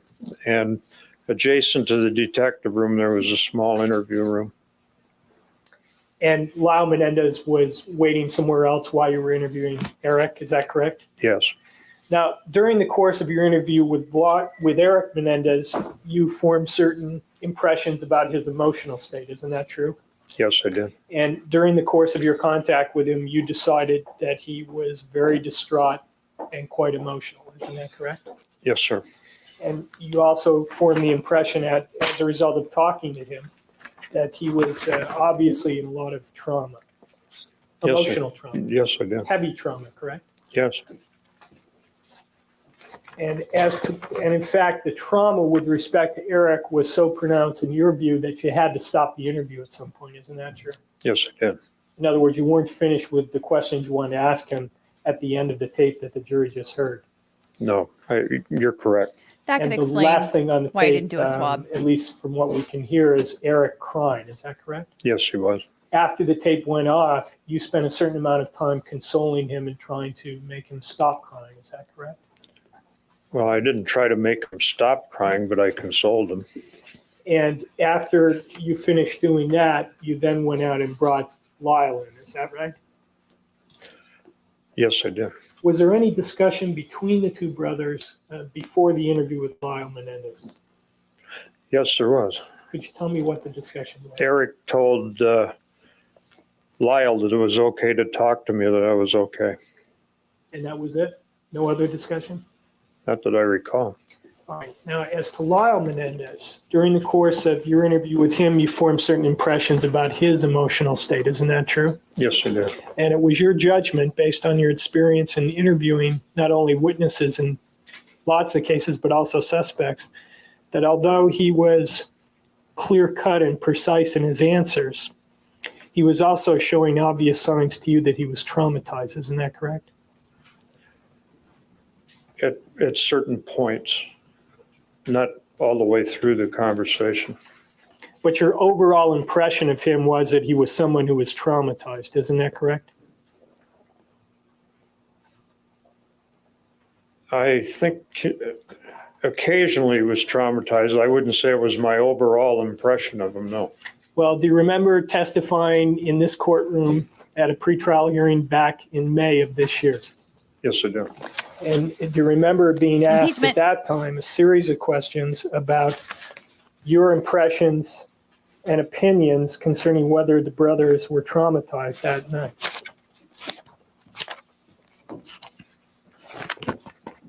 Yes, I do. I'm certain he was traumatized. Do you remember making the statement at that time, these kids were traumatized? Yes, they were. And do you remember being asked the question, would it be fair to say that the emotions you were observing in regard to Lyle Menendez that night were real emotions? And your answer, yes, I think Lyle's emotions were real. He was very crystal clear and precise, but he was showing signs to me that he was traumatized, and I think they were sincere. Question, did he appear sorrowful? Sorrowful, yes. Question, and somber, I think you testified. Your answer, yeah. Do you remember giving that testimony? Yes, I do. And is that accurate testimony in terms of your impressions of his general demeanor during and after and before the time that you were interviewing Lyle Menendez that evening? Yes, I think so.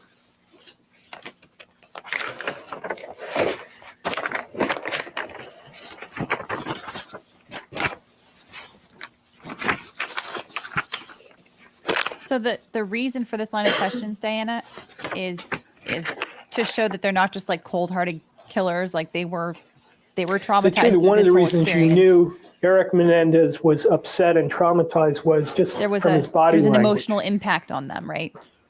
That was one of the reasons, yes. And what were the others? In fact, he was crying. And how about with respect to Lyle Menendez?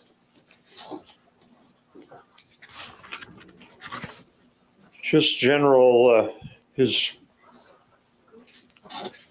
pallor and just general demeanor, and he appeared very stiff, and I could tell he was bothered.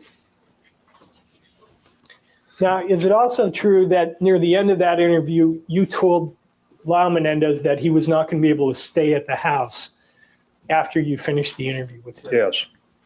And they indicated to you or asked you whether it was all right if they stayed with Mark, the tennis coach who was there. Is that right? Yes, sir.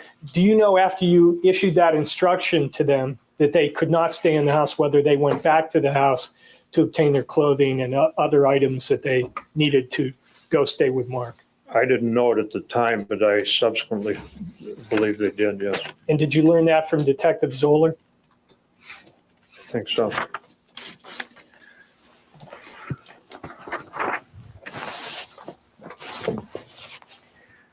On the tape with Lyle Menendez, there is mention of some problem with gangs in Calabasas. Do you recall that part of Yes, I the do. tape? And you asked him whether a police report was made concerning that incident? Yes. Was there, in fact, a police report made concerning a problem that Erik Menendez had with a group of gang members in Calabasas? I don't recall. Do you know if Detective Zoller conducted an investigation to find out whether or not, in fact, a report had been made?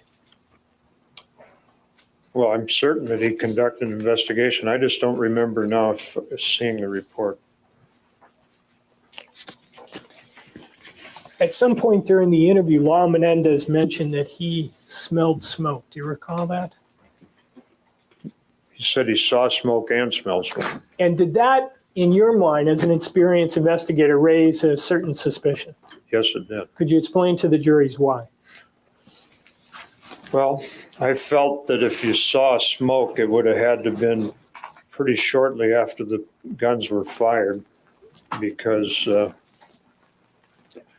would dissipate, smoke would dissipate fairly rapidly, and later on, I found a window had been shot out, which even confirmed my suspicions more that the smoke would have left the room. Now, before these interviews, you had never met the Menendez brothers before, is that correct? No. They had never met you. No. And as far as you knew, they had no idea how you were going to react to the information that you were giving them. Is that correct? Correct. And if your suspicions had been raised just a little bit further as a result of that statement about the smoke, you might at that point have asked them to submit to this gunshot residue test. Isn't that right? If I'd have been more suspicious, I may have, yes. And that was really within your control. They had no idea how you were going to respond to the information that you were giving them, correct? Yes.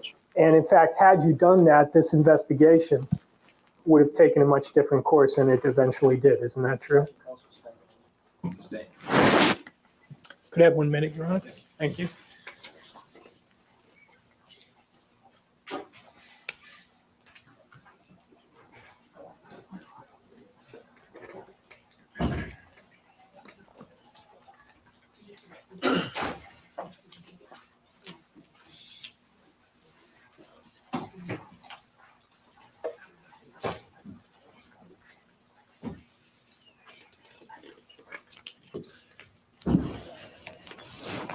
One more question, one more area of questioning, Sergeant Edmonds.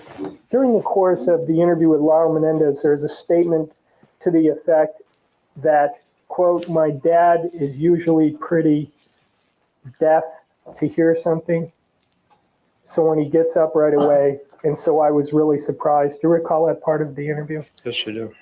The transcript says deaf. Is that what you recall, or is it my dad was usually pretty good to hear something? I think it was that he said his dad was pretty deaf. Deaf as in hard of hearing? Yeah, but then he said, but if he hears something, he's quick to react.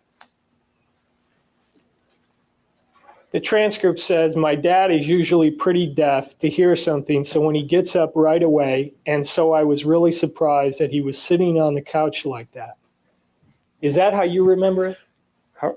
How I remember it, or the gist I got from it, was that his dad didn't hear very well, but if he heard something, he would get up and check it out, as I interpret it. Calling into question the accuracy of this Now, transcript. 2 days ago, the jury heard a brief portion of a tape recording. The jury's heard brief portions of a tape recording in which a woman by the name of Avril Crum has identified her voice on the tape as saying that what she heard that night was sounds, they went like pop, pop, pop, pop, pop. And were you the officer who conducted that interview? Yes, sir. And was that statement made by Avril Crum to you at about 11:30 in the morning? Yes.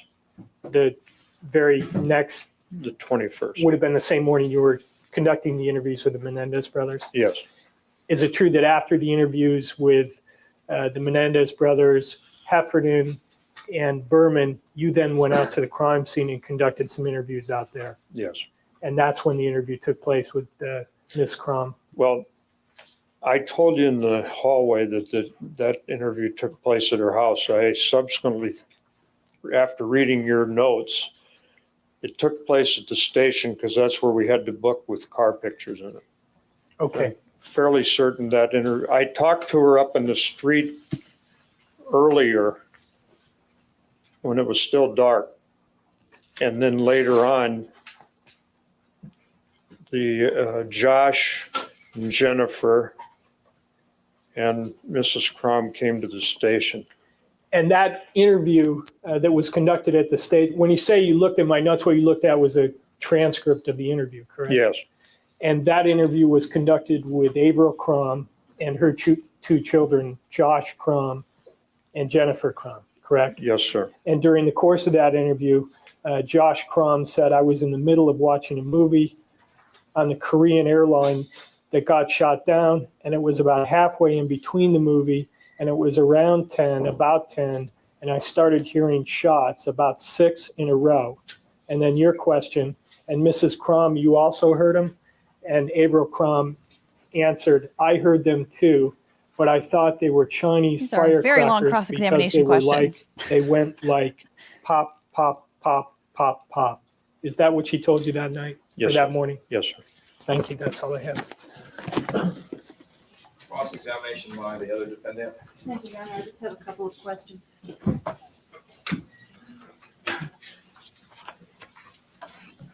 Sergeant Edmonds, did you discontinue your interview with Erik because his emotional state changed? Yes. Okay, and had his emotional state deteriorated to the point where you just couldn't have intelligent conversation with him? Yes, ma'am. I didn't want to have him suffer asking him questions. Now, you've told us that he was crying at the time you terminated the interview. In addition to crying, were there any physical signs that you saw of trauma? Well, he had his head down periodically, and Was he shaking? I don't recall him shaking. Do you recall testifying at a pretrial hearing in this court that at the time you terminated the interview that Erik was crying and shaking? It's possible. I don't remember. Would looking at the transcript help you Yes, it would. remember? May I approach, Your Honor? Yes. Thank you.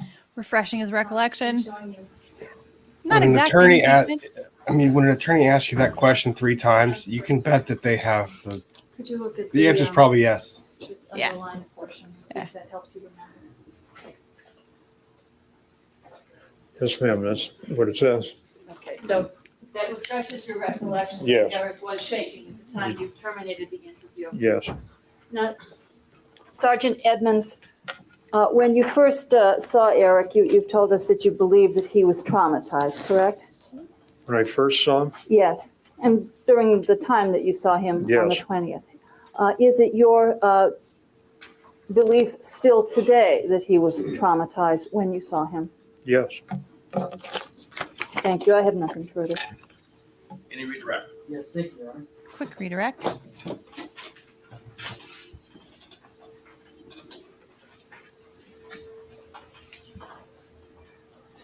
Sergeant Edmonds, you've testified that you had never met the defendants before you interviewed them on the morning of August 21st, 1989. Is that correct? Yes, sir.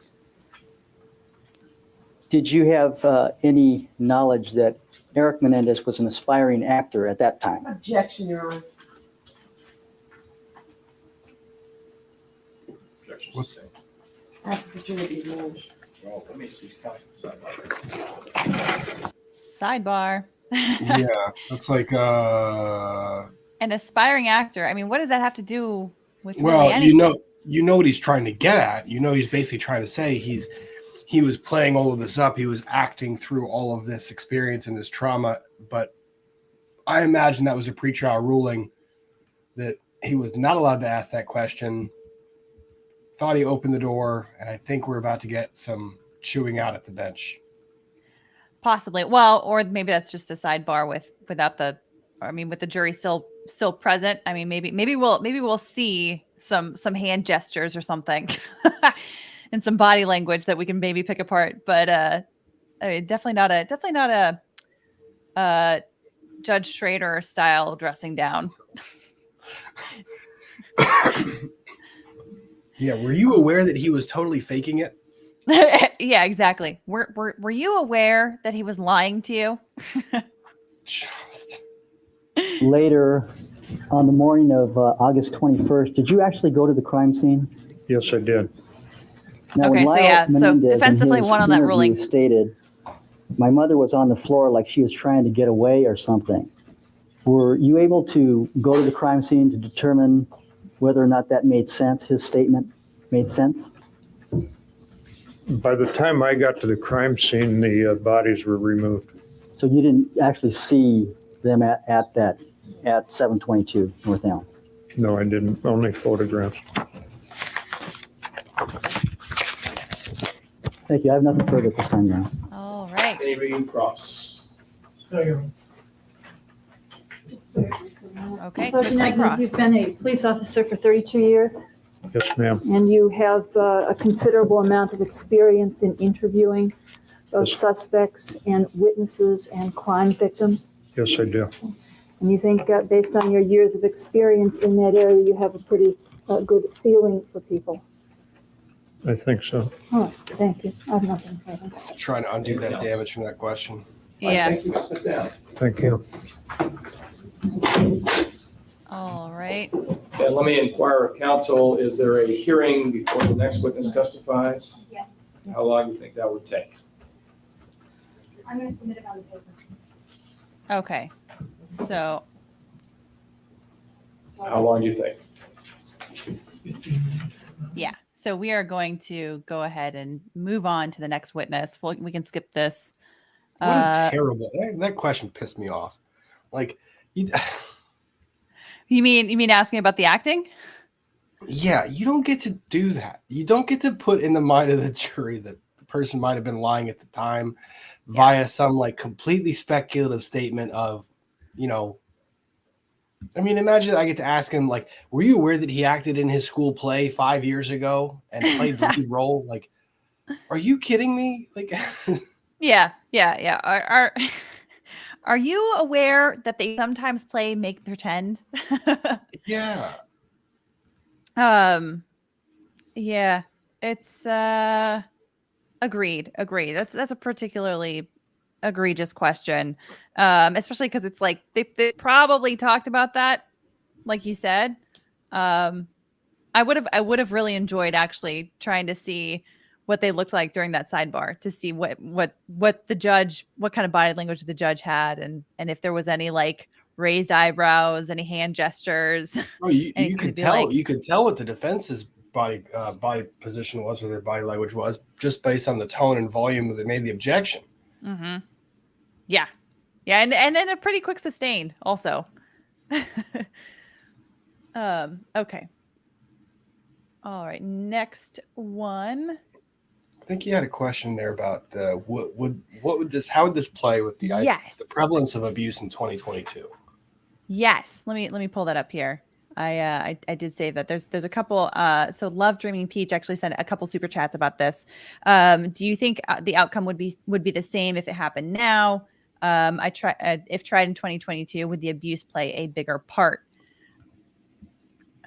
I think. Go ahead. I mean, it might, but it might not.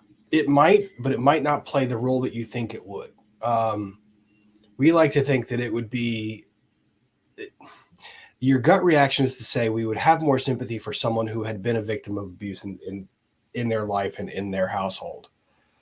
But again, the greater the understanding that we gain about abuse, the way that plays both ways, where you have a better understanding and you have a better understanding of whether something was actually caused or triggered by the abuse that the person endured, or whether they're just using it as an excuse. I don't know. Yeah. I think it plays out both ways. And that's one of the interesting things about these historical trials is you try to think about how it would play out today. And you can argue it both ways equally strong. I think that it could play out the exact same, could play out a little bit different. It could end up backfiring in one direction or the other. You just don't know. Yeah. But also at the same time, I think that the DNA testing would have played quite a role in incriminating them very quickly also. Yeah. Before, so I don't know that we necessarily would have needed to get the confession tapes through the psychologist, for example. Like the whole investigation probably would have taken a different route. You would have pinned them down with forensic evidence a lot sooner. Probably would have gotten the confession via interrogation rather than having to go sidestep and go to the psychiatrist. Yeah. But I mean, they still obviously, I mean, at the end of the day, they were nailed one way or another, right? As to who shot the parents. But it was a greater question of whether or not they were justified. So I think I definitely I agree with what you said, Rob, that sometimes having a greater understanding of these kinds of issues can also backfire, because that's why that's why, like in any kind of a case, like if it's a murder case, if it's an SA kind of a case, or really anything, you don't want people that have firsthand like expertise on it, right? People that are particularly knowledgeable about the subject, because then you don't have control as the attorneys that are trying the case on either side. You don't have control over like how it gets framed. So, and how that sort of information gets delivered to these people. So it's a bit of a wild card if they're already very familiar with these kinds of issues. That's why you don't, generally speaking, if there's any kind of medical information that comes into a case, you don't want any doctors, any nurses, any dentists. You don't want any psychologists in these kinds of cases. I don't want someone who took like sophomore year biology in college. Like, get them off the jury. Yeah, essentially. And this is one of the reasons why, unfortunately, I will never be on a jury, even though I would absolutely love to be on a jury one of these days. But I always wanted to see a trial from that perspective. But nope, definitely doomed now, especially since all a judge needs to do is ask me what I do for work. And I can say, like, I comment on, I'm a lawyer, and I comment on cases, and I live stream trials. Oh yeah. People have asked me in the past, like, Rob, do you ever want to be a judge? And I was like, well, regardless if I ever did, no chance now. For sure. So yeah, I definitely think that it would be very interesting to see this trial, put on today and with today's sensitivities. But I think it's not a given that it would work out better for them. And then Bahan Alpha makes the comment, isn't that bad? Don't we want knowledge instead of facts being manipulated? The thing is the information that gets relayed in court, the information that's being given to you at that ultimate trial, is the subject of about a year's worth of filtering through and determining whether the information is valid and has met the evidentiary threshold to allow you to hear it. When it comes down to expert witnesses, perhaps you have an expert witness that's disqualified from giving a certain position because they had 3 separate hearings in the past about the credibility of the testing that was done. And the witness is allowed to testify to this specific method, but not the other methods. It's not the manipulation of information that had already been adjudicated in the past. But if I had someone on in the jury who had perhaps engaged in this testing and kind of believed that one of those forms of testing was better than the other, then you've essentially undermined the rest of the judicial process that determined what the jury should or should not hear based on the credibility and the built-in protections that are in the system.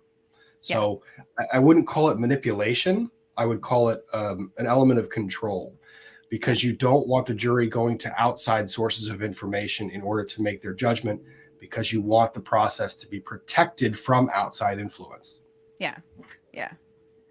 And then here's another question. Love Dreaming Peach says, do you think it was wrong that the abuse was left out in the second? I mean, I feel like I can't really speak to that yet, because I've intentionally not researched that far. But I will say that the theory here is essentially an expanded self-defense theory. So it does feel like a little bit of a stretch, like thinking about it, like just at first blush, to say that they did this because of years of trauma, which normally self-defense or defense of others, it's like the heat of the moment, like you use the amount of force that is required in the moment and nothing more, right? Like you're supposed to have some amount of restraint in these kinds of things. So it's an extension of the battered wife syndrome. Yeah. So when somebody is making a defense like this, that's like an expanded version of it, it definitely feels like you may be stretching this, beyond what's intended for this kind of a defense. So anyhow, thank you for your questions, and we'll get on to the next witness here. All right. you solemnly swear that the testimony you may give is the cause Another mustache. This is what the heck? Like, I know we had razors because you can see they shaved the rest of their face. White Van Horn? That is an epic mustache. Yes, ma'am. Holy smoke. VANHORN. For purposes of this hearing, will counsel stipulate to its expertise? Yes. Thank you. Deputy Van Horn, the weapon that you have with you, could you identify it, please? Yes, it's a pump-action Mossberg Model Ooh, we're gonna see the rifle. 500 AB shotgun in 12 gauge. And are you aware of the type of shotgun that was purchased in this particular case? He is a not playing around shotgun, by the way. As to the differences and similarities between the shotgun purchased in this case and the shotgun that you have in front of you. Yes, Could you describe the differences first, please? yes, ma'am. Basically, it would be in the model number. This particular shotgun has a different model number than the model number of the shotguns purchased in this case. And is it okay to handle this, Your Honor? Is it unloaded? Yes, sir, it is. Something Alec Baldwin should have And the asked. difference would be the barrel length would be the same. It's 18.5 inches. The magazine, which is located underneath the barrel, is capable of holding 5 live rounds of ammunition. The differences are mainly differences in appearance, and that would be the stock, which is the wooden portion in my right hand. In the firearms in question would have been made out of plastic, and also the forend, which I'm holding with my left hand, in the firearms in question would have been made out of plastic. And basically, that's the only differences. How do you spell forend? Forend. It's 2 words. Forend, okay. Go through this again. The only difference is that the weapons that were purchased had plastic, and this has wood. Yes, sir, that's correct. The size of the barrel, length of the barrel, and the number of Wait, so this isn't the actual gun then? hold are all Or the same? guns? Yes, sir, they are. All right, go ahead. Your Honor, may I approach this? He's got a catalog here. We wouldn't have called it plastic these days. We call them composite. Your Honor, I have here a 1989 original Mossberg catalog. I'd like to draw the court's attention to Ooh, back in the days of page 19. catalogs. I think counsel has seen this. Oh, I remember like On page dog 19 of this hearing 1989 for Mossberg catalog, the corners of do you see a pages, things you picture wanted. of the 2 weapons that you've just been discussing? Yes, I do. Okay, as the top one, the one with the synthetic stock and forend, Yes, it is. and the one on the bottom is a Also picture love of the that gun that suit. you have today? Yes. Okay, would the court like to see that? I can see it. Okay, thank you.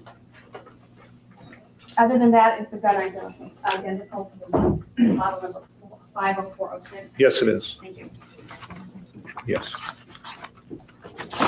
The mechanism itself, the chamber and trigger and all the other mechanisms that involve the actual firing of a cartridge, they're all the same. Yes, sir, they are. Both weapons. Yes, They're sir, they identical are. in both weapons. Yes, sir. Okay, I'm All caught right, up. So they're having cross-examination. a Let me pause it real pre-hearing. quick. Yeah, pause it. Yeah. Right now, the prosecutor wants, the jury's not in the room right now. The prosecutor wants to be able to demonstrate certain functions of the shotgun in question using this shotgun, which is not the identical model or makeup of the shotgun that was used to commit the murders. So right now, the defense has made an objection saying, look, if you are going to present this demonstrative to the jury, you have to actually make sure it adequately represents or adequately matches the actual shotgun that was used. Yeah. So right now the judge is having this hearing to kind of vet this and say, prosecutor, can you do this? Yeah. Yeah. Because it's if it's going to be different in any way, it has to be different in ways that aren't material to the way in which the actual shotgun worked. So yeah, makes sense.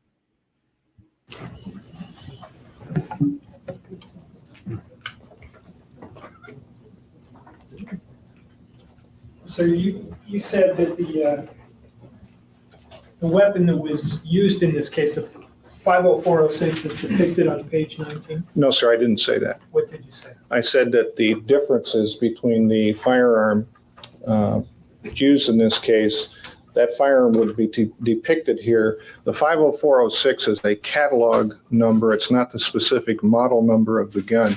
The model number that's depicted here on page 19 refers to the catalog number of this gun with the pictured accessories. Well, you see on page 18, there is a column listing the Model 500 Persuader and Cruiser. Yes, sir. correct? And under that column is listed the 40506, correct? 50406, yes, sir. 50406. Right. The weapon you're pointing to is on an opposite page under a column which says Model 512 gauge mini combo, correct? That's correct. So what's the difference between the mini combo and the Persuader and Cruiser? The difference is, as depicted on page 19 in the top picture that shows the shotgun with the plastic stock and forend, that particular catalog number comes with accessories. Those particular accessories would not be included with a 50406 catalog number.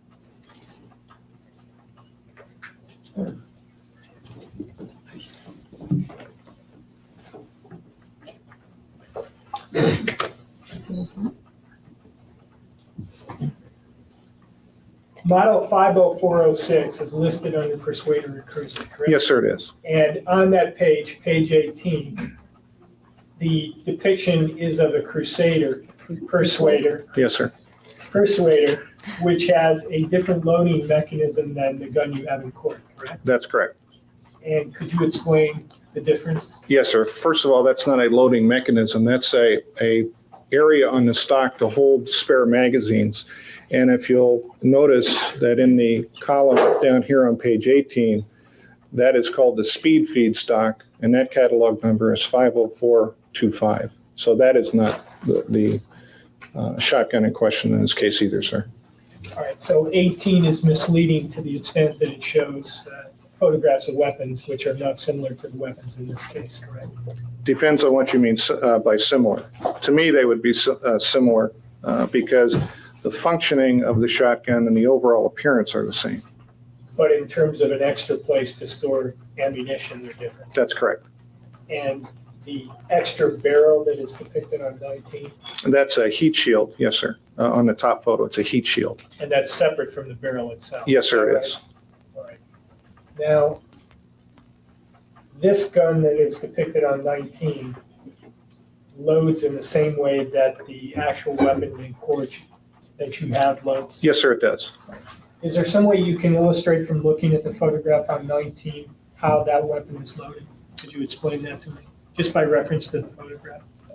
Yeah, and Reximoto, through the loading port, which is underneath the bottom of the receiver, which is not really clearly depicted in the photograph. And how would it be loaded? It would be loaded by placing rounds of ammunition into the loading area, which is underneath the ejection port, which is the silver area depicted on the black receiver in the photograph. And you would just keep feeding the shells into that area near the trigger? Well, instead of talking about that area in the trigger on the photograph, let me show you that area in the gun. Well, I'm asking you whether you can describe it here. We'll get to the gun in a minute. I can describe it actually no better than I've already described it to you now, sir. Which is how? That it's underneath the bottom of the receiver. And you take the shells and feed them into the area underneath the bottom of the receiver. That's correct. And those shells feed up into the tube, which is depicted in that photograph. In the magazine tube, yes, sir. And it holds how many rounds? 5 rounds. That's all I have. Any other examination by the co-defendant? Let me just show you. The sheriff's department, and they have laboratory and photographic facilities, do they not? Yes, they do. And did anyone ever ask you to take a photograph of the underside of this gun, which shows the loading mechanism, the feeding mechanism? No, they didn't. And you could have done that if you had been asked, could you not? Yes. You had someone in the sheriff's department. Yes. There's nothing particularly unique about the loading or feeding mechanism of these guns. It's just a spring device. You just push the shell through, right? That's correct. You had some dummy shells you brought with you? Yes, ma'am. Are they in that envelope? Yes, they are. Would you take a couple out? Can we make sure they're dummies, they're please? dummy rounds? Yeah. Can we double check each round? These were not checked by Hannah Gutierrez Reed. Your Honor, these are inert or dummy rounds are not capable of being fired. They're for functioning firearms. Like the only thing that Is there makes a me not birdshot nervous round? is the fact that there's. Yes. I don't think there's any I reporting don't know about what any they kind are, of to tell you the incident truth. happening. And you load them by sticking in there and go push. That's correct. And another one, you stick it there and you go push. Correct. And that's all it takes. That's it. Yes, ma'am. Yes, ma'am. Why don't we clear those out of there just All right, any further examination? No, Your Honor. All right, any further argument? Well, we renewed the arguments we made. Well, let's first hear your argument that this weapon is not substantially similar. You still stand by your position that this weapon is not substantially similar to the weapon that was used in this case? Could I ask one additional question? Yes. You said that model was a 500 AB.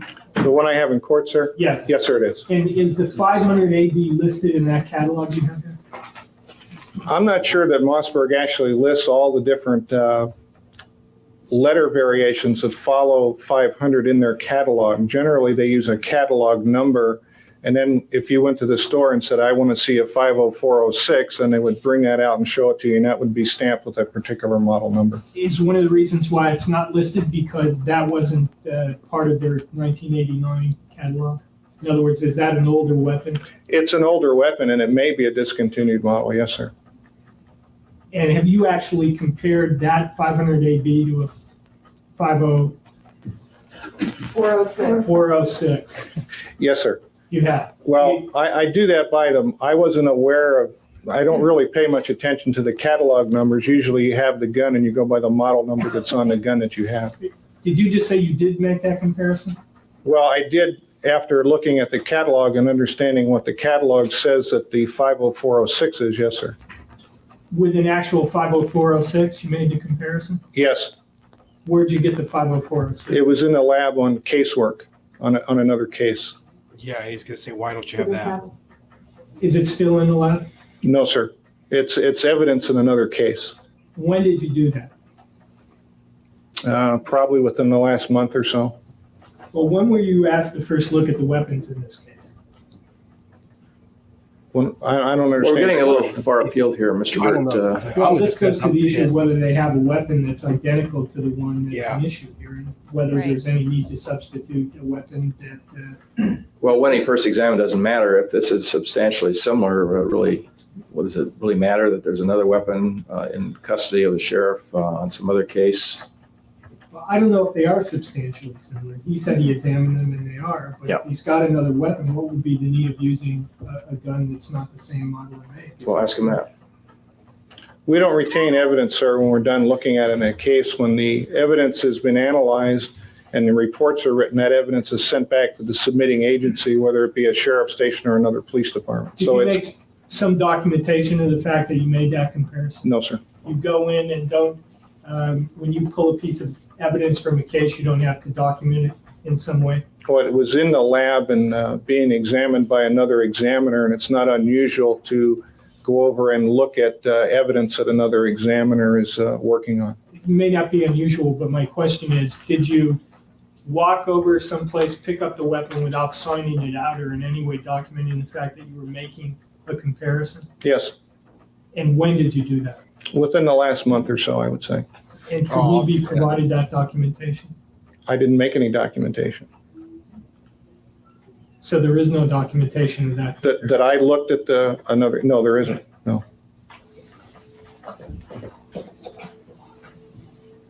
Which, pause real quick.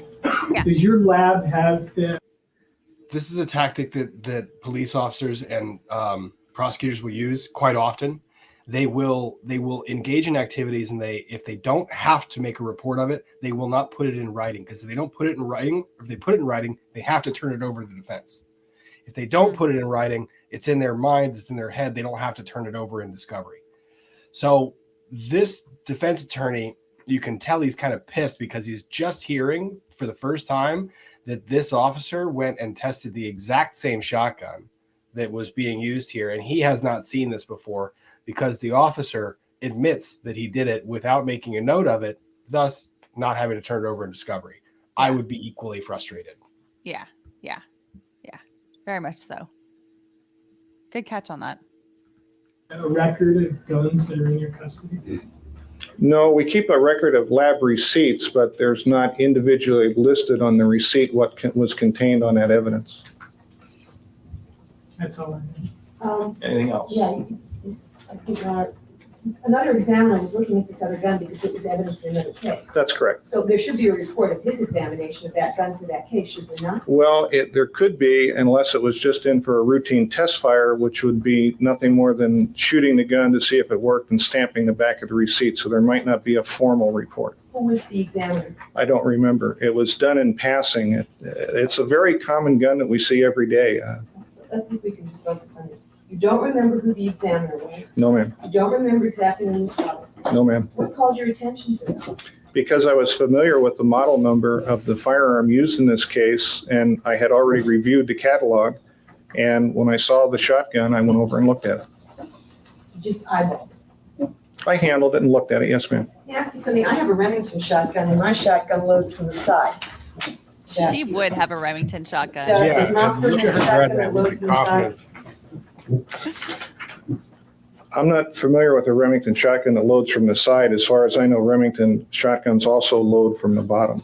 So your understanding is that all shotguns load from the bottom? No, I don't think I said that. I said that the 870 Remington shotguns that I'm familiar with. Well, I need to. Don't worry, it's just got dummies. Put it down.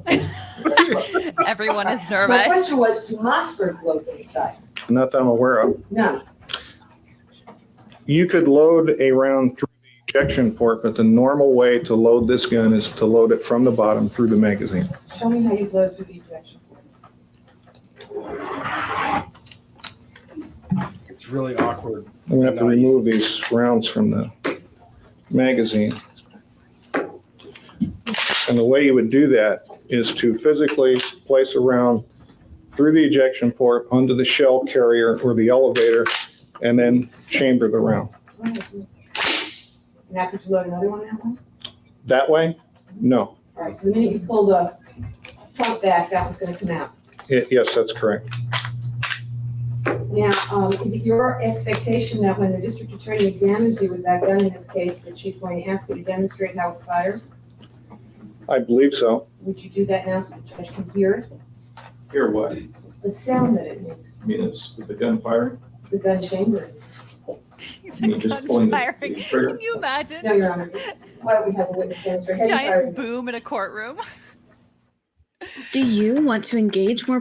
Not really, no. You know, I'm wondering what the point she's making here. Because yes, you know, the act of chambering a new shell is loud. There is no mistaking that sound. It's also a relatively fast movement. So I don't know what point she's making with this. I think it probably fits into the larger theme of we want to do whatever we can to make this shotgun not come in as a demonstrative, because that just would be pretty disadvantageous to us. I don't know. Someone was saying earlier they wanted to cock it in front of the jury, and I'm going, oh my God, really? Just dramatic. Yeah, for sure.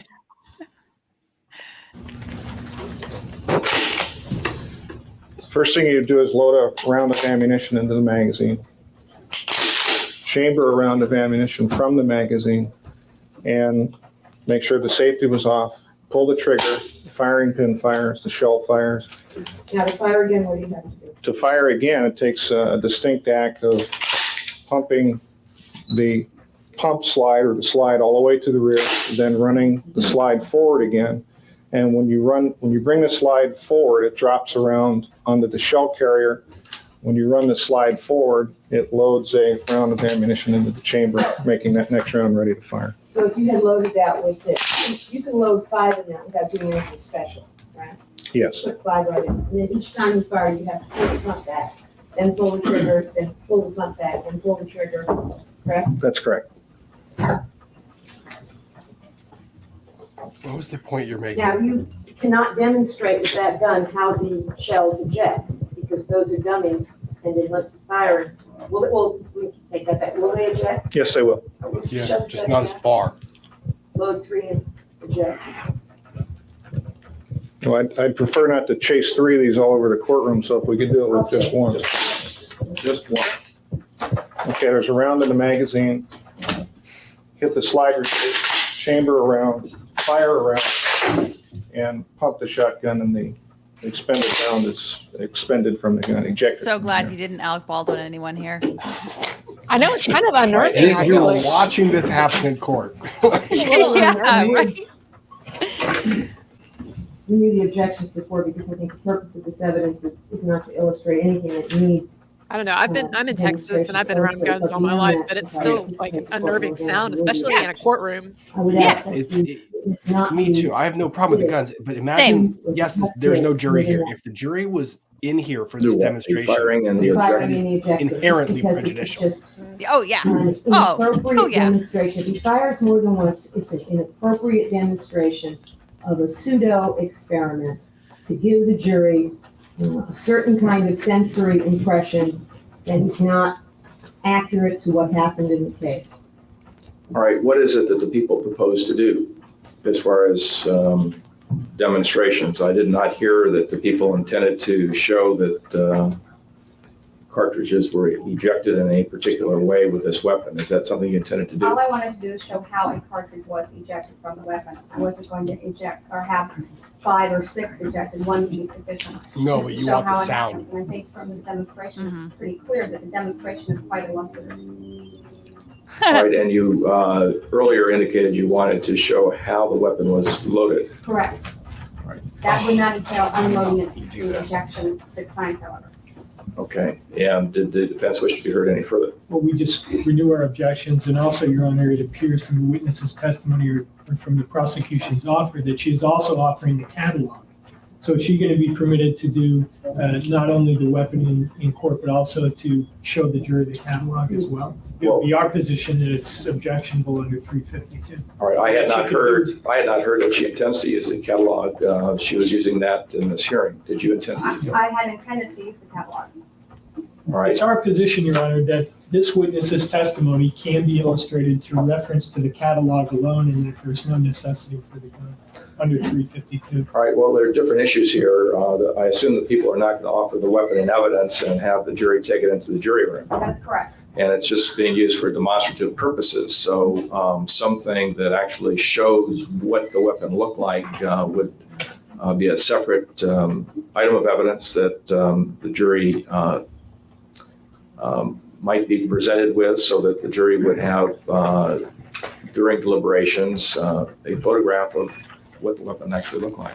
That's different than the demonstrations that will be conducted here in court. It's not cumulative evidence, it's separate evidence. Well, but it's also irrelevant. There's no contested issue as to what the weapon looks like, especially after they've seen it in court. Second of all, Your Honor, the catalog contains information, hearsay information, so I don't think she could admit the catalog wholesale in any event. Well, I agree with that. A photograph of the weapon would be appropriate, and at this point, we're not dealing with the admissibility of or receipt of evidence of that catalog, just whether the prosecution is going to mark it as an exhibit. Whether it ultimately gets received would depend upon other objections, such as extraneous material contained within it. They ditched the guns, has right? no relevance to these proceedings. I think so. I think those went missing. Weapon in question here, and whether or not the witness may demonstrate not 100% by use of the weapon. The court finds that this weapon is substantially similar to the weapon that was used in this case. The weapon used in this case, by evidence presented and without dispute, has been destroyed. It was destroyed by the defendants. The weapon here is used solely for the purpose of demonstration as to how a weapon such as this, which is substantially similar to the weapon in question, was reloaded, and how the cartridges are ejected as the firing occurs. The court would admonish the jury that this witness is an expert, and his manner of dealing with the weapon is not designed to show how it was loaded specifically at the time in question, just generally to show how a weapon such as this is loaded, and how a cartridge is ejected from it. Seeing the weapon in court has probative and relevant value, and I don't find it to be prejudicial, and if whatever prejudicial effect it might have is certainly outweighed substantially by its probative value, and it demonstrates how the weapon is fired, how it is loaded, And further, seeing the weapon and just seeing it in court is relevant evidence in regards to evidence presented in this case as far as where the weapon was, how it was concealed, what happened to it after the shooting. All of these things are relevant, and for a jury to have a means of dealing with that evidence, the jury should be presented with the actual weapon in a demonstrative way, as it will be done in this court. As further as I've indicated, the manner of reloading is circumstantial evidence and relevant evidence in regards to the state of mind of the individuals at the time the weapon was used. It's a matter of for the jury to determine what weight to give that evidence, but at this point the court finds it's relevant and material evidence, and exercising discretion under Section 352 of the Evidence Code, I find that the relevance of the evidence substantially outweighs any prejudicial effect. There you go. Could I make a request? And yes. That is that at the point that he's demonstrating the gun, that the microphone be moved away because it amplifies it. Certainly. We'll do There's that. At least that and you had something, Ms. Abramson? Same thing. Okay, yeah, that will be done.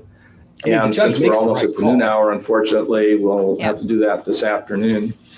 One of the bailiffs indicated to me that one or more of the jurors for Lyle Menendez indicated that they would request that the court reintroduce all the parties here, since all the lawyers are at counsel table, your backs are to them at some times, and just to reinforce in their minds who everybody is here, I'll do that. Jury's having a hard time keeping everyone straight. Until Tuesday of this week only dealt with one set of lawyers and one defendant, so I think it's appropriate to do that. You know, Your Honor, I don't think our jury knows who this is for sandwiches, because you didn't introduce her to them the other day.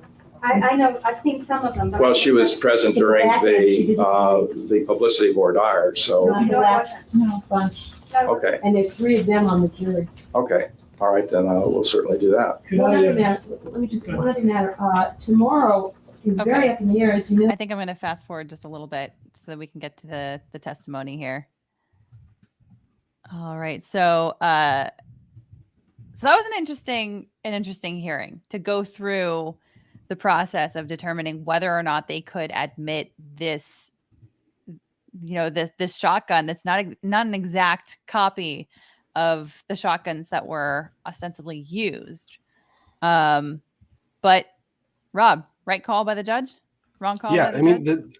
The thing that you listen to there really early on is these two are the reason that we don't have the actual shotguns in the courtroom. Like, the defense is making an argument to preclude this secondary or this supplement or this other version. And you're wondering, well, why don't you have the originals? Well, go back to that one. So the defense is arguing to exclude this. Well, the defense doesn't get to benefit by the fact that their clients tossed the original guns. So that's kind of one of the biggest factor in there that I think is relevant for getting a secondary or a substitute in there to see.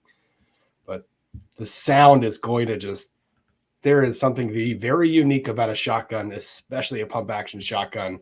That sound is going to be disquieting to a lot of jurors in that courtroom. I think even just seeing it too, like I said, like I've been in Texas most of my life and grew up here, and I mean, guns everywhere, and my guy has guns, whatever, right? But still, and I'm not anti-gun, but every time I see it, especially in a civilized setting, it's one thing if you're like out hunting or whatever, or people are on a range, but there is something jarring about seeing it in a civilized setting, and I think that it really does bring home too, like I'm thinking about the gun when I'm looking at it, and then I'm thinking about who they killed. I mean, who was killed with a gun like that, or like it just makes it all more real. Yeah. And I think he testified that held 5 shells. I think so. Did the boys have to reload it all? Like, did they engage in the They act did of reload. reloading? I believe they did. Oh my. Yeah, there was definitely, so I mean, we'll get into this, but there was definitely a premeditated aspect of this, and it was not just like, oh my God, we freaked out and no, we do this. What's going to come down to in this trial is that there's compelling evidence that they were horrendously abused their entire lives by these people. So, and in a state of like fear or whatever. I'm not saying that's right or wrong, but that's so. Yeah. Yeah. They reloaded several times, the chat is saying. The act of reloading after you have seen what a shotgun does, and that's And they killed the mom. They didn't have to like take her totally out. Like she was still alive, and then they like finish her off or whatever.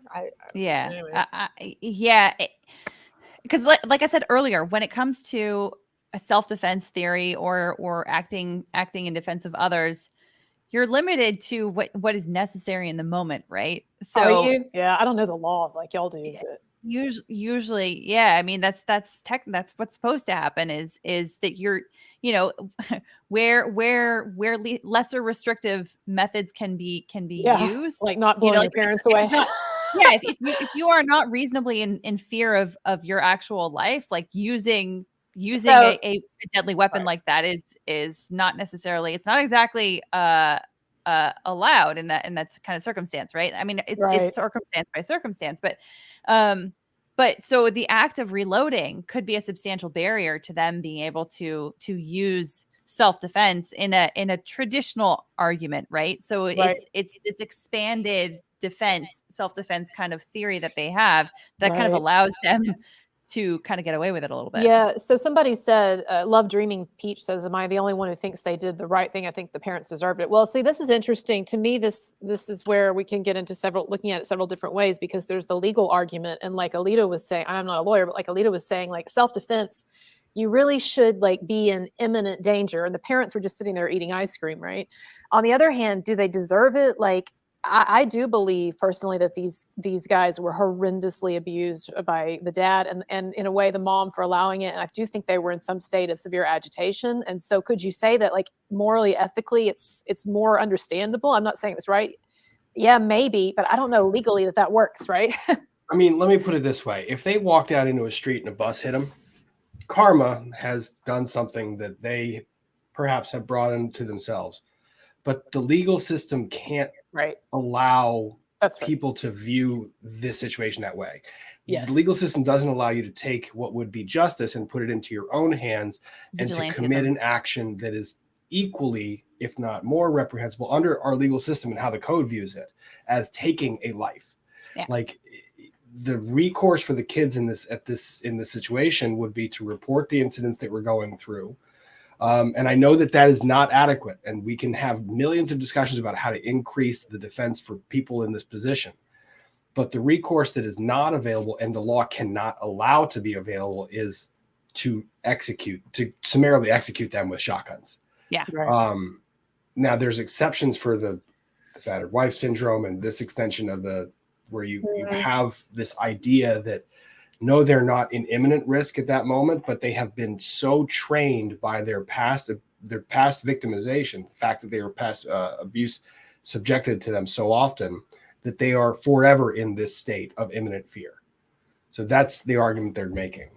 Yeah. And they do. And I guess they do, to be fair, I guess that they did claim that they were in imminent fear because they felt like their parents were conspiring to kill them, or they say that they felt like their parents were conspiring to kill them. So again, I guess when we get there, we'll see more of what the defense is. I'm just kind of going on memory, but anyway, those are good points though. Which is another reason why it's that whole shark fishing excursion was better for the defense, because like I could see the defense being like, look, Dad wanted to bring the whole family on this shark fishing trip, where no one else was particularly interested in going. And the sons were trying to stay away from him because they were afraid of him. And like, that would have been a very convenient way to get rid of his sons, if he really wanted to harm them in this way.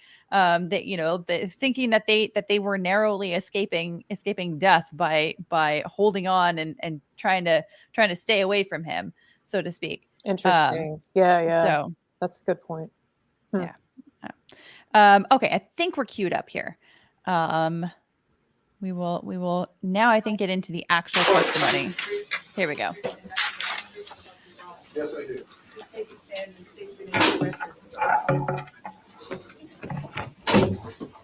Dwight Van Horn, last name G-A-N-H-O-R.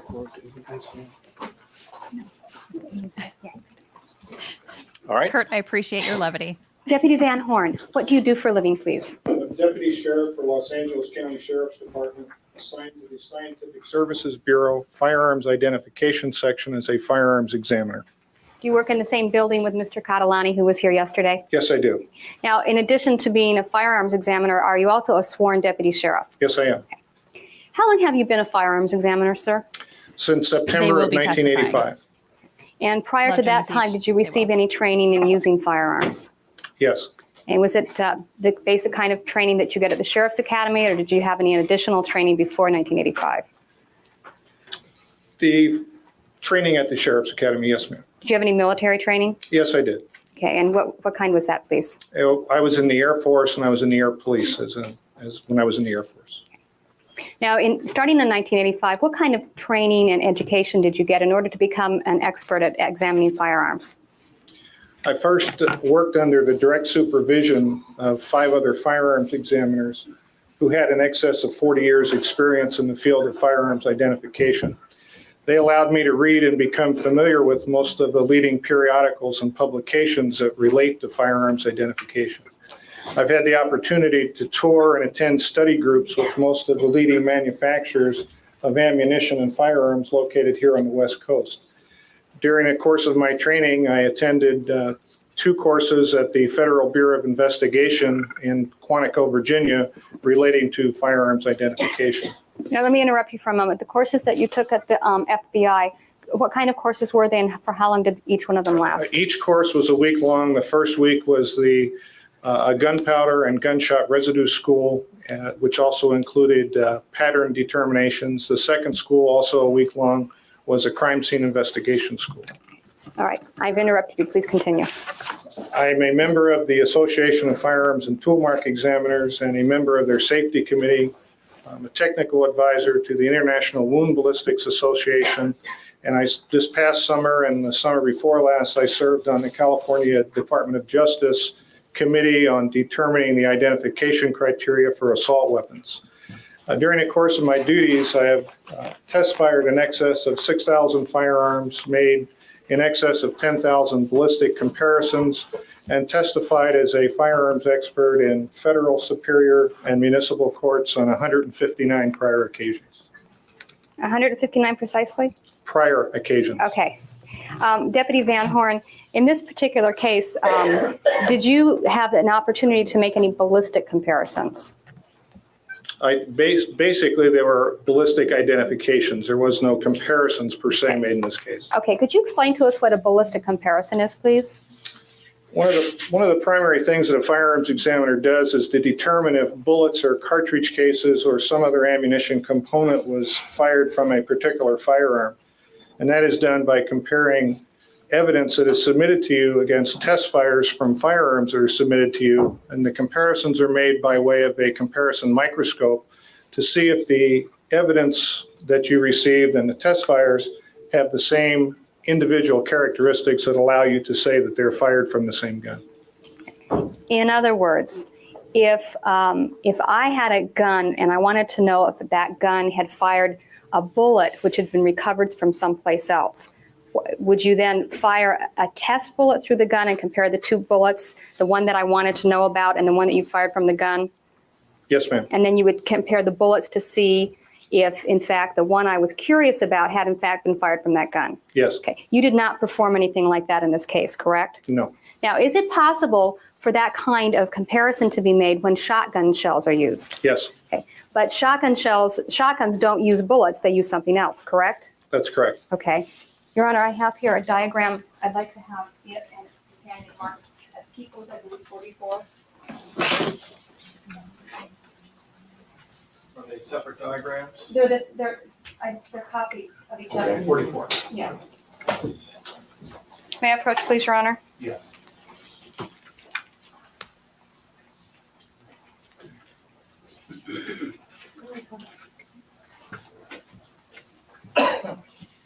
Yeah, I'm maybe both sure you can see that better if I put them both up.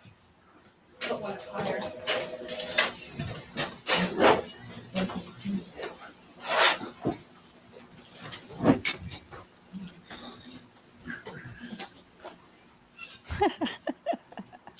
More tiny blow-ups. I just keep thinking about how much her head has got to hurt with that headband, how long it's been on there. Because women who wear headbands, you know how much those plastic ones hurt. Yes. Or I guess it's plastic. Even I don't if know, you but try it to looks tight. try to bend them out. Yeah, I guess it's not plastic. Well, yeah, I don't know. She also was very petite though, so she may have a smaller head circumference for that. Do you want to engage more prospects, improve customer loyalty? Let me Absolutely. Yeah, so that may be one I do love the mitigating suit factor though. for her. The fuchsia. Oh, it's fantastic. It's an easy way to direct attention towards you for Yeah. sure. Oh yeah. Yeah. Can't believe the jury didn't remember who people were with that suit in the courtroom. Yeah. I mean, and there's been some bright colors. There's been some bright blues, bright reds. So yeah, but I mean, I guess that's one of the problems with this courtroom, right? It's so tiny for them to conduct two trials in one with two juries. They've got one jury basically sitting behind the attorneys on certain days. I just all of that is just so peculiar. How is that not prejudicial to one side or the other?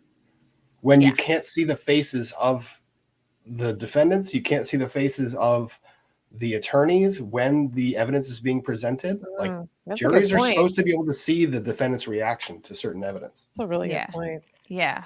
Yeah. And so that may have played a role in the judge's decision the second time around to not have two separate juries for this. But I mean, everything about this trial just feels so claustrophobic, right? Because it's like everybody's just crunched in at that one table. They have to have like their elbows out just to have some personal space. Like I would want like an elementary school, you know, when you have like desks all together and like in these little clusters. I had teachers who like would have these like paper dividers that were like laminated for all of us during tests so that no one cheated, and they were like super tough. Like I feel like I would want something like that for my notes so that like the other side doesn't see what I'm writing. It's just because I would want some sense of it's tight privacy, you know, even though at the end of the day, like everything's kind of coming out, but what I've always thought as a layperson is why is there no attempt at uniformity? Like you go into some like New York courtrooms and it's like cavernous, like it's huge, right? It's dark, but it's huge. Yeah. And then like some of these LA courtrooms, it's like a closet. It's very strange. Yeah, I don't, and it can vary from department to department too. Yeah, I bet. You know, so I don't know. I mean, it's the makeup of this courtroom with the way that people are laid out is just so. I mean, because I've been to plenty of hearings in LA County courthouses, and there are several of them in LA, right? But you know, I've been in plenty of courtrooms that are seemingly much bigger than this. Yeah, and you would think for such a big trial too, where you're expecting like a lot of press and like people in the audience. I don't know.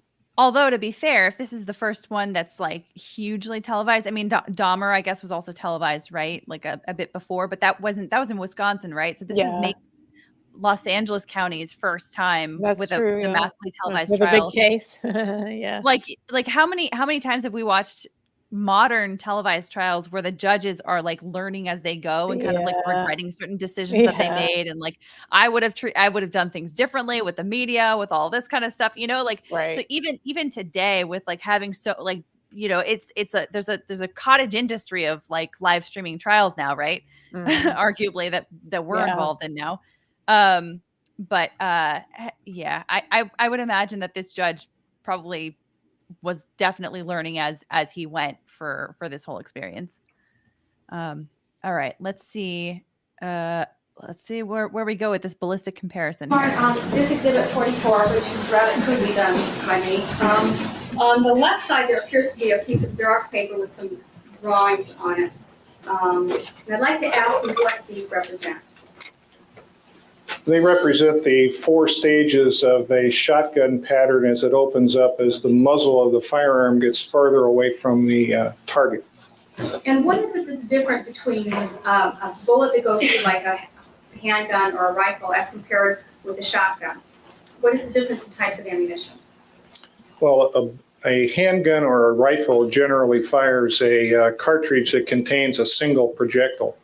A shotgun usually fires a cartridge, or in this case, a shot shell, that generally contains multiple projectiles. It can contain one projectile, and that's called a slug. But generally, shotgun shells are loaded with pellets. Your Honor, I have here another exhibit. I'd like to have it marked as equals 45, excuse me, exhibit 45. And I have 2 copies. All right, 45.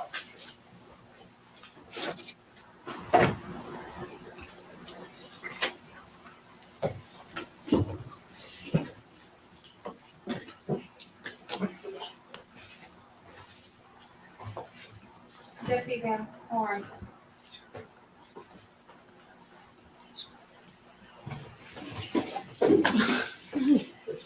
Sorry. That's okay. Okay. And obviously, if anybody wanted to stand up and get a better look at that, you can do that. Now, Deputy Van Horn, looking at 45, which I'll hold up here for this hearing. Would you describe what it is that's depicted on this exhibit, please? Well, on the left side of the exhibit depicts a cross-section of a loaded round of shot shell ammunition containing what's commonly referred to as birdshot, or rather small pellets. It shows the different components of that shot shell. And on the right, another cutaway drawing of a loaded shot shell depicting double-aught buckshot, which buckshot is a larger pellets, larger than birdshot.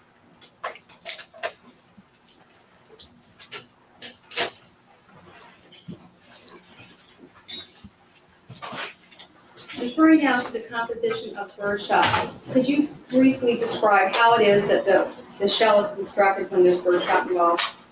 We've heard some testimony about wadding, so why don't you start with wadding? Okay, basically there's 2 types of wadding. The wadding that's currently loaded in buckshot, which was depicted on the display on 45 on the right, generally consists of 3 pieces of wadding. Immediately at the bottom of the shotgun shell, you can see some granular material. That's gunpowder. Right on top of the gunpowder is the first wad that you would encounter in a shotgun shell, and that's referred to as an over-powder wad. Deputy Van Horn, what is the purpose of a wad? A wad is a spacing material, and it keeps things in their proper order inside the shotgun shell. It keeps the gunpowder from slipping up with the shot pellets, and the shot pellets from mixing down with the powder. He's good. After the over-powder wad, what comes next? Once again, talking about the shell that's depicted on the right side of 45, the next in order up from the over-powder wad would be either spacer or filler wads. And what they do is exactly that. They take up space, or they fill up space inside the shotgun shell. Then immediately on top of the spacer or filler wads would be the buckshot. And then at the very top is the enclosed portion of the shotgun shell, and that's done by means of what's called a star crimp, as you can see displayed in the right side of People's 45. Now then, let's refer back to People's 44, which is up on the board, is the bigger one. On the left-hand side is a Xerox of some circles, and then to the right is the last one that appears to be a circle made up of smaller circles. I believe you indicated that those are indicators of patterns that are made by shotgun shells. Shot pellets, yes, ma'am. Shot pellets. Okay, could you tell us, first of all, did you examine any kind of weapon in regards to this particular case? That is, did you have a weapon to examine to see if it had been used in this case? No. Okay. Would it be fair to say that in order to make exact determinations of how far away one is from something that is hit to make such a pattern, that you actually need the exact weapon? Yes, you do. Okay, and why is that? Well, with the shotgun, it's especially important. Within a shotgun barrel, the length of the barrel can vary from as short as 18.5 inches up to approximately 32 inches. Then to further complicate things as far as the shotgun goes, inside the barrel of the shotgun at the muzzle, which is the very front end of a barrel of a firearm, the manufacturers have different chokes. And Okay, what's a choke? what a choke does, it's a constriction. It actually constricts the end of the shotgun barrel from its normal diameter to a smaller diameter. And that's generally found on longer barrel shotguns. And the purpose for that is to keep the pattern tighter for greater distances for hunting or sporting purposes.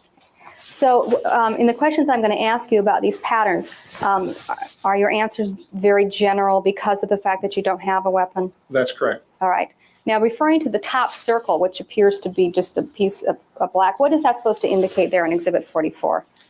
Well, that would indicate the pattern of a multiple projectile load, whether it was buckshot or birdshot, from a distance of contact. In other words, the barrel of the shotgun right up against the target to some distance. Whatever that distance would be would once again vary upon the shotgun, the length of the barrel, and the type of ammunition that was used.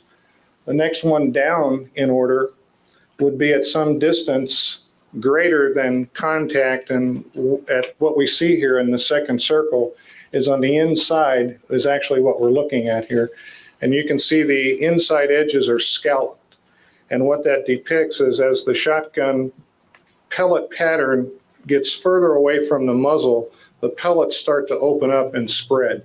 The spread there, we can start to see some individual pellets making their own mark, but they're still part of the solid group of pellets that's going down range. Okay, now the third one down, which is a circle that has circles both inside and out of it. Okay, that would depict, at that point, the pattern has now reached a distance away from the muzzle of the shotgun where individual pellets are starting to break away from the group of pellets, and they're called satellite or independent pellet strikes. But the bulk of the pattern is still pretty much concentrated together. And to the right of the one about which you were just speaking, there appears to be a circle made up of little circles. What is that supposed to indicate? That would indicate at a distance that would be greater than the third picture, the third one from the top, where all the pellets are now separated and each individual pellet is making its own strike on a target. Now, starting back with the one at the top, which I believe on the diagram has a little A next to it. So that would be a contact wound, is that correct? That would be contact and out to some distance, yes, ma'am. Okay, can you give us a distance? No, I'd really not rather do that. Okay, because you don't have a weapon? I don't have a weapon, and I don't have precisely the brand of ammunition that was used, which would also affect the range. All right, so the only thing you can say then, would that be true with the other three? Yes, it would. Yes. All right, so all you can say then is that pellet patterns range in looks from the one at the top all the way down to the one here. Is that correct? That's correct. All right, and then after this one, which I think I'm going to mark as D, Your Honor, because it's not more. Right. After that, do they continue to just get bigger and bigger? Yes, they do. All right. So this then demonstrates the way in which the pattern spreads. Is that correct? That's correct. Now, I believe you've indicated something about birdshot and buckshot and double up. Could you explain, for those of us who might not understand or know about this, what is the difference between birdshot and buckshot, and what is the purpose of that? The purpose of what is commonly referred to as birdshot is basically that it's for hunting birds or very small animals. And the purpose of buckshot is either as a defensive round of ammunition or to shoot larger game. Right. And traditionally, how many little pellets of birdshot would there be in a 12 gauge shotgun shell? It would depend on the size of the shot, and then it would also depend upon the size of the shot charge that was placed into that particular shot shell. All right. Well, can you give us an idea? Are we talking about 10, 20, 50? In birdshot? Yes, in birdshot. In birdshot, let's say it was number 7.5, which is generally about the smallest size of birdshot that's available.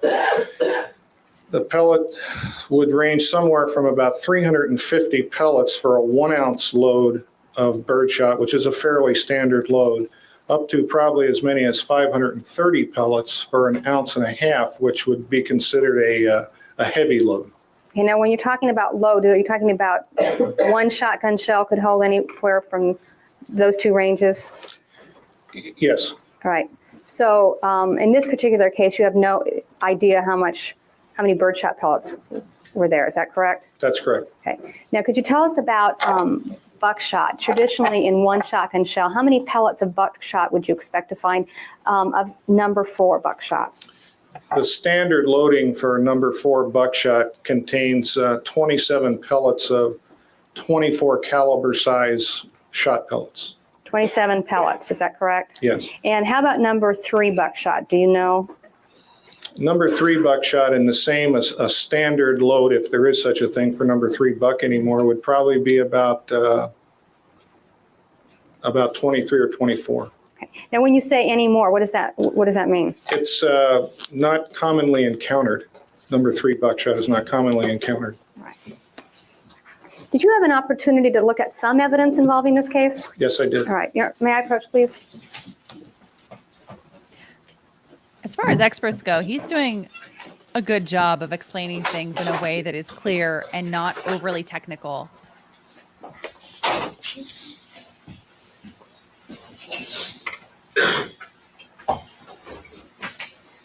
I'm going to show you not number 17, but I'm going to show you the number 16. Now, there appears to be a Sheriff's Department seal on there and a signature that starts with a D. Is that, in fact, your seal and your signature for on 17? Yes, it is. Okay, so you have examined the contents of this, correct? Yes, ma'am. All right, removing the contents now, exhibit 16. May I have a moment, please? No, I'm not going to open all this. I'm just going to.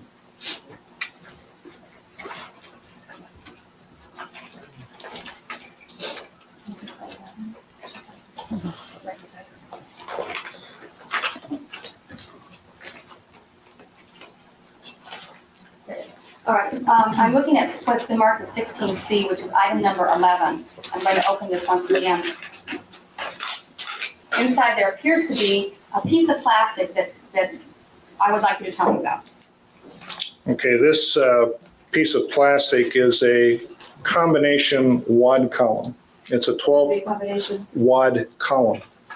It's made out of plastic, and it's commonly used with birdshot type loads. Okay, and that would be what is exhibited on the right side of exhibit 45? Yes. Okay, now, may I just show this to the jury quickly? The left side of 45.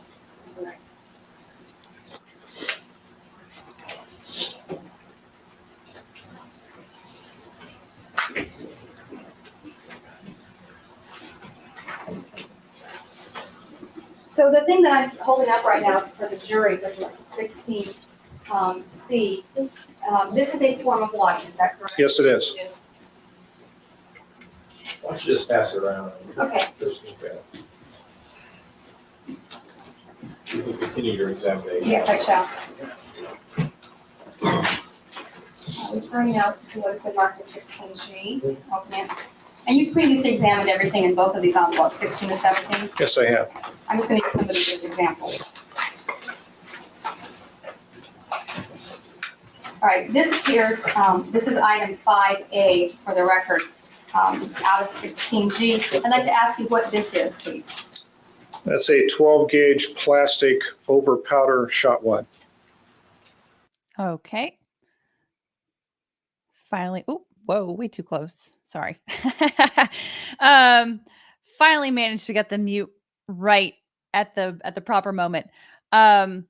So yeah, so far this expert is doing a really great job of explaining of explaining these various pieces, because we saw wadding, we heard about pellets earlier in the trial, and if you don't know about what these various pieces are, it just kind of felt like they were just sort of like throwing information out there that the uninitiated would just be like, I don't know what this is. There's like paper pieces or plastic pieces. Some of them are white, some of them are yellow. But now this is really clarifying some things to say, like, what is wadding, for example? Like, how does it work? How is it relevant to the parts of a shotgun? And like, what are we looking for with these various pieces? And so far he's doing a really great job of not getting overly technical and giving these definitions like what's necessary for people to be able to understand. Yeah, he's able to do that because she's getting away with a little bit of leading, but not too much. She's leading a bit, but she's not doing it to the point where it's clear that she's feeding him the answers. She's allowing him to keep his answers straightforward and not overly technical. Yeah. Fair point. All right. And with that, let's continue on. These things around for various reasons. One of them is that we have to maintain some way of documenting where they all came from, and we don't want to lose track of them. And secondly, it takes quite a bit of time to pass all the exhibits around, and really doesn't serve that great a purpose. You'll have the exhibits during deliberations. As you've noticed during the trial, we haven't shown you every little photograph that has been referred to. If we did, we'd have to stop the proceedings each time a photograph was discussed and let everybody look at it before we went on to the next. It just doesn't constitute a very effective way of dealing with our time here. But all the exhibits that will be received will be in the jury room for the jury to look at. Deputy Van Horn, I have here. We had another jury that might want to see the same thing. It showed one jury. She's like, can I get on with my questions, please? Yeah. Deputy Van Horn, I'm showing you item 5A. I'd like to ask you to describe what that is, please. That's a 12 gauge plastic over powder shot wad. And in addition to the 2 plastic wads, which we've now talked about, did you also find some fiber wadding? Yes. Now, in addition to finding wadding, what else did you discover in the exhibit, which is 16 and 17? Shot pellets. What kind of shot pellets did you find? They were both buckshot and birdshot pellets. And you've just described what buckshot and birdshot are in your testimony, is that correct? Yes, ma'am.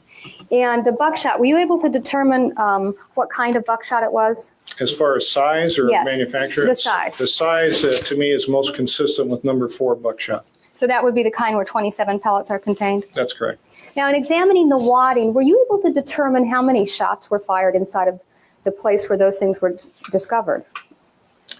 Based upon the plastic wadding, the over powder wads and the wad columns, I found 6 over powder wads and 2 shot columns, wad columns, that would indicate to me that at least 8 shots were fired. Okay, and when you say the 2 shot columns, would those be shot columns affiliated with birdshot? Yes, ma'am. Okay, and did you see any other kind of wadding that wasn't the shot column wadding, which is what we passed to the jury? Did you see any other kind of wadding that's affiliated with birdshot? No. Okay. Now, the fact that you, from the wadding, could tell that there were only, that from the wadding only, that 8 shots were fired, does that mean that only 8 shots were fired? I don't know. All right. Did you examine some photographs of the crime scene before testifying today? Yes, I did. May I approach, please, Your Honor? Yes.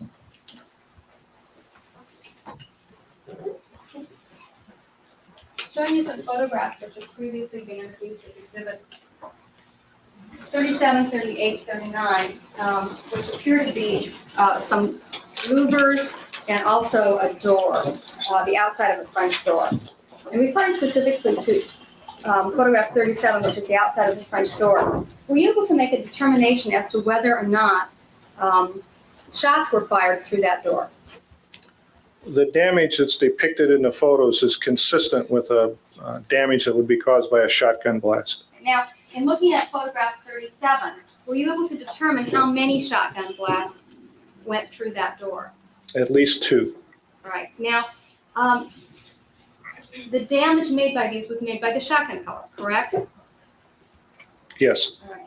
And from what you can discern in this photograph 37, can you tell whether or not the pellets which caused the damage to the door had already gone through something else before getting there? Not really. All right. Now, if in fact, we have a motion.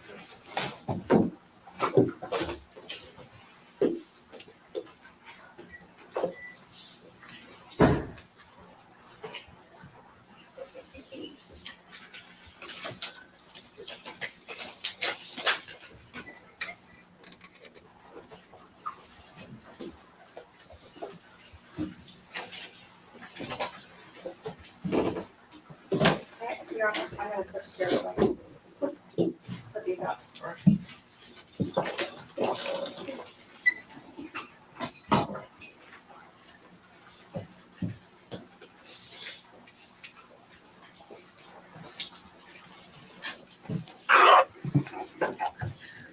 If in fact that there were more rounds fired than 8, would the fact that you only found wadding for 8 shots be of concern to you as an expert? Yes, Your Honor. You can phrase the questions. Sure. Ambiguous. All right. The fact that you were only given 8, enough wadding to make 8 shots, does that mean that only 8 shots were fired? Yeah, he already answered that. No. Why not? What it means to me is, as not having been to the scene, is that was the evidence that was submitted to me to examine. So I really wouldn't know how many shots were fired at the scene based upon what was given to me. Okay. Now, in Exhibit 44, on the right-hand side, appears to be a photograph, which from this distance looks like just a bunch of smoke. Could you tell me what that's supposed to be? It's the photograph on the right of Exhibit 44. Yes. Starting at the top on the sequence of photos from top to bottom, it shows gases and pellets being expelled from a shotgun barrel. All the way at the top is a small cloud of gas that's going to precede the shot pellets out of the barrel of the gun, which is pretty much normal procedure when firearms are fired.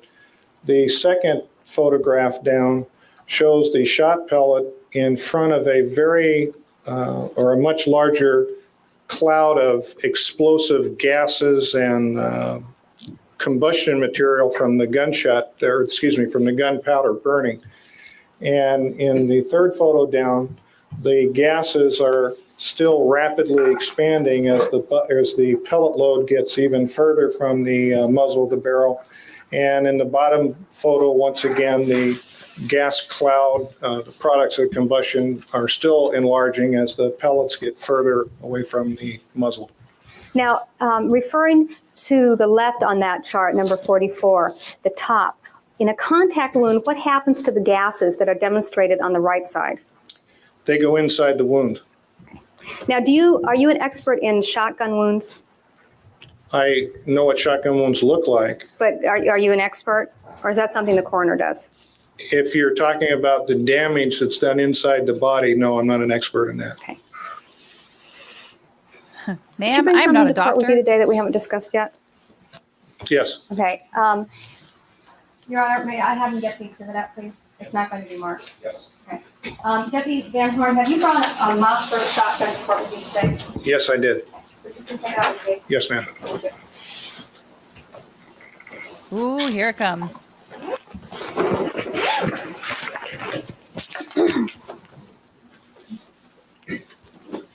That's what you move the microphone. Yes, I'll do that.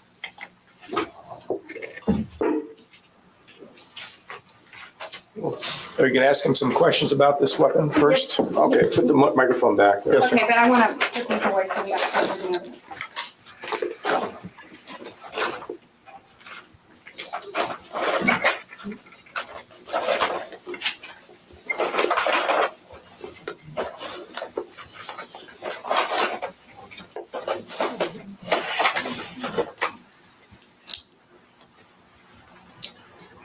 Now, are you aware of a model number of a Mossberg shotgun number 50406? A catalog number, yes, ma'am. Okay. And do you have a shotgun with you today that is similar to a model 50406? Yes, I do. A catalog number, I'm sorry, I'm just using the term. Could you please show the jury what it looks like? Just hold it up. Okay, could you tell us what that is? It's a Mossberg 12 gauge shotgun. It's a pump action shotgun, and it has an 18.5-inch barrel and is capable of holding a total of 6 12 gauge shot shells. Why don't you stand up and hold it up? Yes, sir. Okay. Now, why don't you put the microphone aside towards the judge, please? And could you show the jury how one loads that kind of shotgun? Yes. Now, do you have live rounds with you? No, these are dummy rounds for functioning purposes only. How many of them do you have today? I brought a total of 6. Okay. Would you please put all of them in and show us how to do it? Now, you've been doing this for how many years? Loading shotguns? Oh, more than 20. All right, so would you say you're pretty good at it? I've done it before. Okay, all right, so keeping that in mind. Okay, to load this shotgun, I'll describe a little bit of this shotgun to you. The primary parts, the long tube at the top here is the barrel.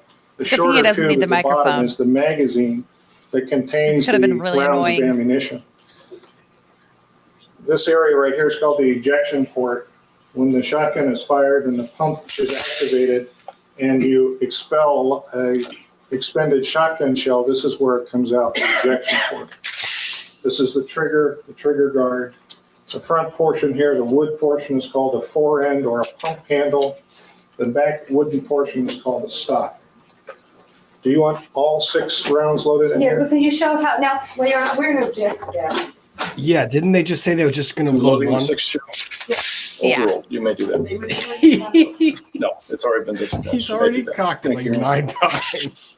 To load the shotgun, you must make sure that the slide is all the way to the front of the gun. Then you take rounds of ammunition, dummy rounds of ammunition, load them into the bottom portion of the shotgun, and then they're retained in the magazine.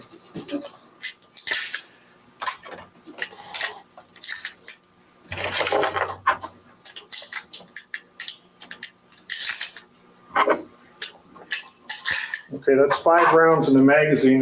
That's the capacity of the magazine. The magazine will not hold any more rounds. To get the 6th round into the shotgun, you must operate the shotgun to place one of the rounds of ammunition from the magazine into the chamber, which is the back portion of the barrel. And to do that, you have to hit the slide release, which is at the back of the trigger guard here, which releases the slide. You bring the slide all the way to the rear, run the slide back forward, and now there's a dummy round of ammunition in the chamber, and it means now that we can put one more round of ammunition in the gun. So we take the 6 rounds of ammunition, really shitty move here. place it in the gun, and there's now 6 rounds of ammunition in the firearm. Now, could you show us how a shell is ejected, how one shell is ejected from the gun? You think all this, can you pause it, Alita? I'm sorry. The shotgun has been fired. Yes. Rob, do you think all of this is like egregious or whatever, or what? You're shaking your head? No, it's just a really shitty move. It's the entire motions argument. The prosecutor was basically making the argument. They were trying to get the prosecutor to go on record and say, you know, you're going to have him try to load all 6 rounds. You're going to have him do this demonstration. You're going to have him do the ejection port load. And they said, we have no intention of doing any of that. The first question that gets asked here, it's like, would you mind? And then he comes loading up all of them. And he's the one, you're supposed to believe that he is the one on his own drive and his own initiative came up with, would you like me to load all 6? And now the prosecutor is like, okay, no problem. Sure, why don't you load all 6? Now the defense is sitting here going, we're going to object. And the judge is now kind of backed into a corner because now the jury's sitting there going, well, why would it be unreasonable to load all 6? All of this argument should be outside the presence of the jury. And the defense had a really good reason to believe that they had made that argument outside the jury, and the prosecutor got it in by a little bit of gamesmanship. So when you say it's a shitty thing that the prosecutors are doing, are you also saying like it's actually like clever and effective, but shitty from the defense's point of view? Okay, gotcha. It's a little bit sneaky. It's like little pain in the ass. I gotcha. A little sneaky. Okay. Yeah. Cool. All right. Without hitting anyone? Yes. Obviously, nothing's going to happen here because these are dummy rounds. You pull the trigger, the hammer falls inside the gun, and this automatically releases the slide release. Before we had to operate the slide release. We don't have to do that now. Pulling a trigger does that. So you operate the slide, it ejects the round of ammunition. You bring the slide forward, takes the next available round of ammunition from the magazine, inserts it into the chamber, and makes the shotgun ready to fire again. All right, thank you. If you want to take the dummy rounds out and go ahead and put it down. You just go ahead with your examination. Okay. Deputy Van Horn, how does the gun that you have here in court today differ from a Mossberg catalog number 50406. In the material that the fore-end and the stock are made out of, the Okay, The material that they what? fore-end and Referring to the stock catalog, are she's made totally out going of. to All use right, could it. you tell us what She's they totally are, gonna admit the a catalog. fore-end and a stock are, please? Yes, let me just do this here real quick. Okay, the fore-end or pump handle or slide handle is the wooden portion at the front of the gun right here.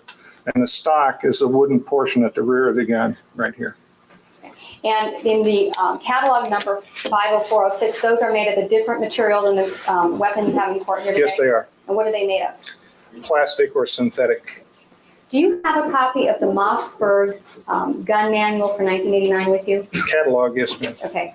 Your Honor, I have here a copy, a Xerox copy of that catalog. May I have this marked as People's 46, please? Yes. May I have it, please? Judge, also what she's doing, that's what indicated limiting instruction. Yes, I wanted to talk to counsel about the different approaches for a second. Yeah. You're probably going to figure out, are they going to show the whole page? Are they Sure, go ahead. Yeah. Are they going to redact any pieces of it? Yeah, and because there's hearsay issues. There's other like non-relevant material that's on that page from other weapons ostensibly that are in that catalog. And yeah, sorry, and Rob, you were saying. No, so Grace is asking in the chat, could showing the loading and cocking go to premeditation? It goes to a lot of things. It goes to the fact that it goes to the premeditation argument, the forethought to fully load. It goes to the, I hate to use the word overkill, but kind of the overkill that they loaded 6 shells. They had the damn thing fully loaded, both guns fully loaded. And it also, in the act of doing it, there's something visceral about that sound and the hearing, especially when you've got a trial about a murder using this weapon. You've had testimony about finding these shells around there, and now you have the jury experiencing the sound of how that sounds to load that weapon, to hear the pump move, the slide action go both ways. There is something uncomfortable about that when you're thinking about how it was just used. Yeah, no, for sure. And I know I'm probably a little bit spotty, a little grainy. I've got some issue with my internet connection here. Hopefully it'll get better in a minute. But yeah, everything Rob just said. Okay. And now we are back. So let's get on to more testimony or perhaps some argument about this. Let's Zoom, just a couple more things here. Number one, the witness has demonstrated how the weapon is loaded, and I don't know if the jury's in the room or not yet. Obviously, he is an experienced expert in the use of firearms, and the way he has demonstrated the loading of the firearm is not intended to indicate how the weapon was loaded at any other time or how it was loaded in the situation involved in this case. Just giving you a demonstration how he, as an expert, loads a weapon. And similarly, the way the cartridge was ejected from the shotgun is not designed to indicate how any cartridges were ejected on the night in question. It's just showing you a demonstration here. Oh, so this is in front of the jury. Cartridge casing is ejected from the shotgun in a general sense. How much do you think they're actually listening to this, though? I don't know. I have yesterday and today been discussing with counsel how we can deal with the jury and the audience so that you could see some of the larger exhibits anyway that are being referred to up here. I know it's a little difficult for the people in the audience, and you folks will be there next week to see the exhibits when they're up here at the board. So with counsel's assistance, we'll try to get some sort of easel to place over here somewhere that won't obstruct the jury's view of the witnesses, but still you'll be able to see those larger exhibits, because we have 2 copies of most exhibits that we'll be using. Not all of them, but most of the exhibits. We have 2 copies because eventually both juries are expected to be deliberating at the same time, so that each one would have their own set of exhibits. So we'll try to do that so that during the course of the remainder of the trial, each jury, both audience seated and jury box seated, will have access to the same exhibits in the same fashion. All right, you may resume your examination. Thank you. Deputy Van Horn, referring back again to the demonstration that you just made, when you load the shotgun, you put in the 6 pellets. As they are used up, they are ejected out the side. Is that correct? They're ejected out the side if the person who's using the shotgun chooses to do that. Yes, ma'am. Is there something else that could happen? Well, if you fire one shot with this particular shotgun, nothing else happens other than the round of ammunition going off. It takes a conscious act to remove the expended cartridge case or the expended shot shell from the gun. And that's by pulling back on the, what's that called? The slide. The slide. And Yes. by pulling on the slide, then you eject it and then put another round back into the chamber, correct? Yes. All right. And then after all 6 rounds are gone, then in order to reload, you just basically do what we saw you do, right? Correct. Okay. Now, I have here an item which is a Xerox. It's Exhibit 46, Your Honor. May I approach? Yes.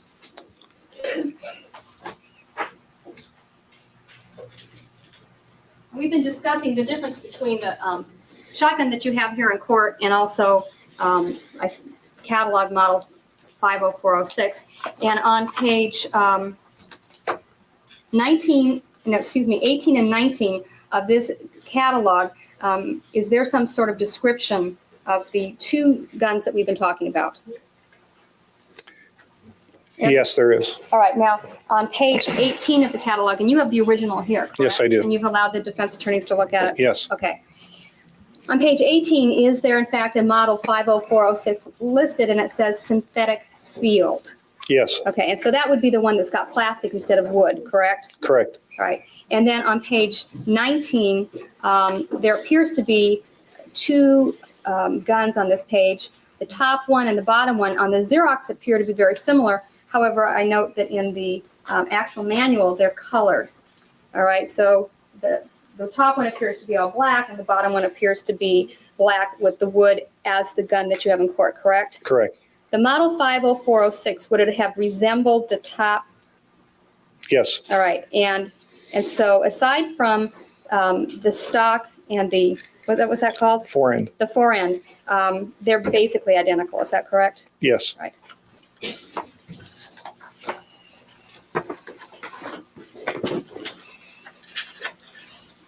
Have a moment, please, Your Honor. Yes.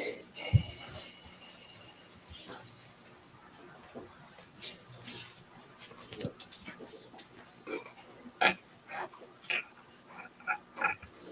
have nothing further of this witness at this time.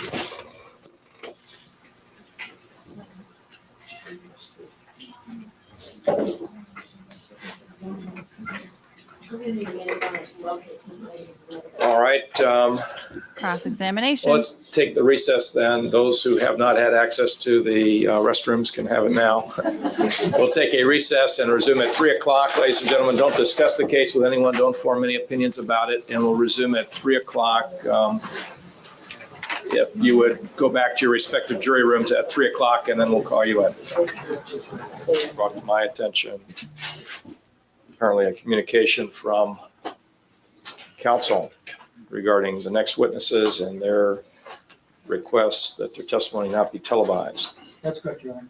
Next witnesses are Perry Burke and Mary Ellen Mahar, and they have expressed their desire not to be televised. And did they give you any particular reasons why? They are willing to come in and explain to the court directly. Okay, are they here now? Yes, they are. In the hallway? They are. Okay, yeah, they can come in. We've had a hearing outside the presence of the jury, and we'll now get both juries in and we'll proceed. All right, all jurors are present, and we're ready to resume with the cross-examination of Deputy Van Horn and Ms. Abramson. Thank you, Your Honor. I just want to clarify a few things, Deputy Van Horn. If I understand your testimony, you believe that what was submitted to you by the Beverly Hills Police Department was all of the ballistics-related evidence that they had gathered from the scene of this shooting. Is that correct? No, ma'am.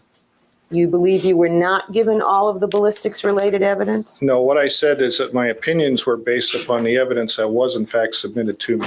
Do you believe that all the ballistics-related evidence that they retrieved from the scene was submitted to you? Objection irrelevant. Overall. Yeah, I think it's relevant. Did you ever read, well, strike that. Did you examine the scene photographs in which they had labeled with numbers all the items of evidence that they had located at the scene? Yes, I did. And did you match those numbered items with the items that were submitted to you? No, I did not. When you did prepare a report, did you Yes, not? I did. And that the date of that report was July 16th, 1993. Yes.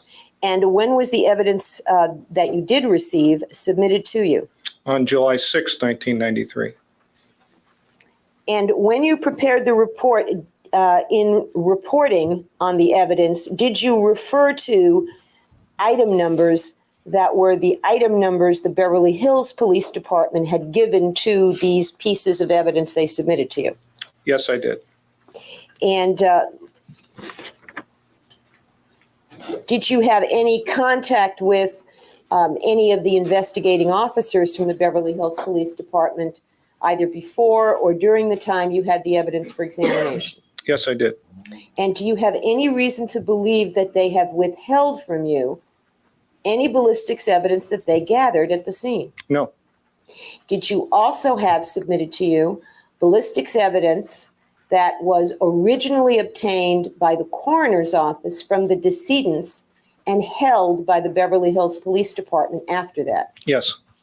So as far as you know, the evidence that was submitted to you came both from the scene of the shooting and from the coroner's examination of the decedents? Yes. And based upon your examination of all of the evidence that was submitted to you, based on ballistics evidence, is it your testimony that you saw evidence that 8 rounds were fired? Yes. And of those 8 rounds fired, 2, you found evidence leading to the inference that 2 rounds of birdshot were fired and 6 rounds of buckshot were fired? Yes. All right.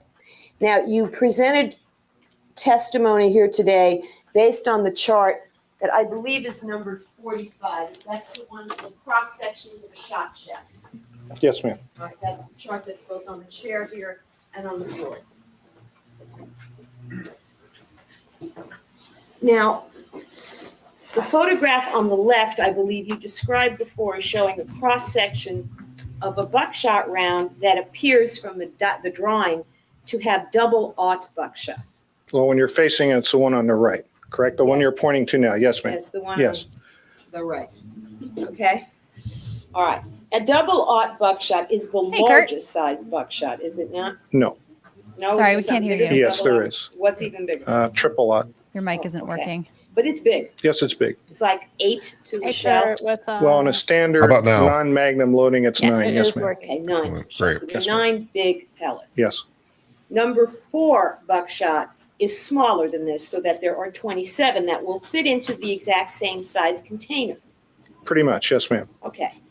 Now, all the containers have to be about the same size because they all have to fit into the same size barrel and magazine in the guns, correct? That's correct. So if you have 2 3/4, if 12 memory gauge serves shotgun, correctly. you need 12 gauge ammunition, correct? Correct. And that 12 gauge ammunition has to be all the same size, no matter what's inside them, right? Well, as far as 12 gauge, yes, but sometimes the shot shells are loaded from currently 2 3/4 or 3 inch, and that's the loaded length of the shot shell. Okay, Yes, for ma'am. 12 Right. gauges, they're all the same size? Well, they're the same diameter, but they could be different lengths, yes. Okay. Now, without reading what I'm taking out of my pocket, this looks like a shotgun shell, correct? Yes, ma'am. And if I show you the diameter, you can tell it's a 12 gauge. Yes. And without seeing the markings, you don't know what size pellets are inside here. Not until you take it apart, no. Okay. Now, I think you said that the pellets that you saw, that you examined, the larger of the pellets you examined, all appeared to be consistent with number 4 shot. Number 4 buckshot. Yes, ma'am. Number 4 buckshot. Yes, ma'am. Okay. Did you also examine what appeared to be birdshot pellets, even smaller ones? Yes. Now, did you determine, item number 11, which was handed around to both juries, was this column type shot cup, which is the part on the top that holds the birdshot pellets, and overpowder wad at the bottom of the column? Okay. You determined, did you not, a particular manufacturer of that item 11, which I think is 16C. Let's break that down. First of all, she described what it was that was passed to the jury. Was her description accurate? Yes, sir. The answer to the rest of the question. Thank you. The rest of the question was, did you determine what the brand name or manufacturer of that particular configuration shot cup column was? Yes. And who was it? It's an Italian manufacturer by the name of Gualandi, Gualandi. And is there a brand of shotgun ammunition available in the Los Angeles area called Fiocchi that uses Gualandi parts? Yes. Handing you a shot shell. Are we at 46, Your Honor? 47. 47. I'm not sure how I'll mark this, but badly, I think.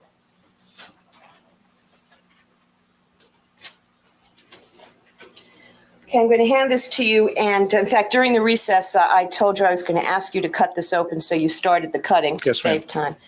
Would you identify on the record what type of ammunition and what type of load that appears to be? Yes, this is a Fiocchi 12-gauge live round of ammunition, and it's loaded with number 8 birdshot. And I'd like you to open that up. And And yeah, you can dump the contents in there so that it doesn't wind up all over the floor. And the purpose of this is for you to extract the cup and wad column that's inside that I think That's like the opposite of ASMR right there. Yeah, it's like this is not the MSR side up for it.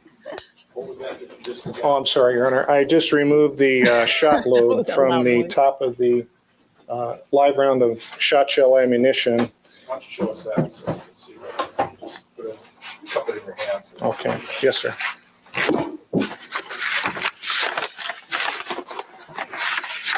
I'm just going to remove a few of these, Your Honor, about, looks like it might be as many as 10. Okay, I can't even see it. So They're quite small, Your Honor. they're real. All right, Why don't you just drop them into my hand? There you and let These are little pellets. Yeah. Yes, sir. Let me have your hand, Mr. Just drop them. You can see how tiny they are. Definitely They make a mess, but they are small. This is not high res enough to be able to pick that up. You didn't see that either. See faster than a speeding bullet.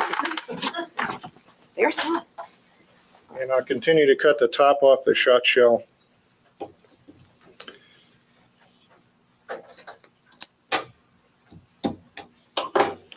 Bringing knives in the court now too. That's cool. Well, we've already had the shotgun itself. Yeah, well, the knife is actually It's a operating. very sharp knife. It's a skinny one if you want to borrow it. Do the other one. I don't think it's going to come out any other way. I'll have to cut it at the bottom because it's not going Maybe to it's spider cooperate. cut? Now. And I'm going to dump the gunpowder into the same envelope. So let me get this straight. We've got both live rounds and an actual shotgun. Push the. I was thinking that earlier, Kurt. I think they moved the shotgun. The shotgun's not anywhere near him. Yeah. Thank you. I hope. Yeah.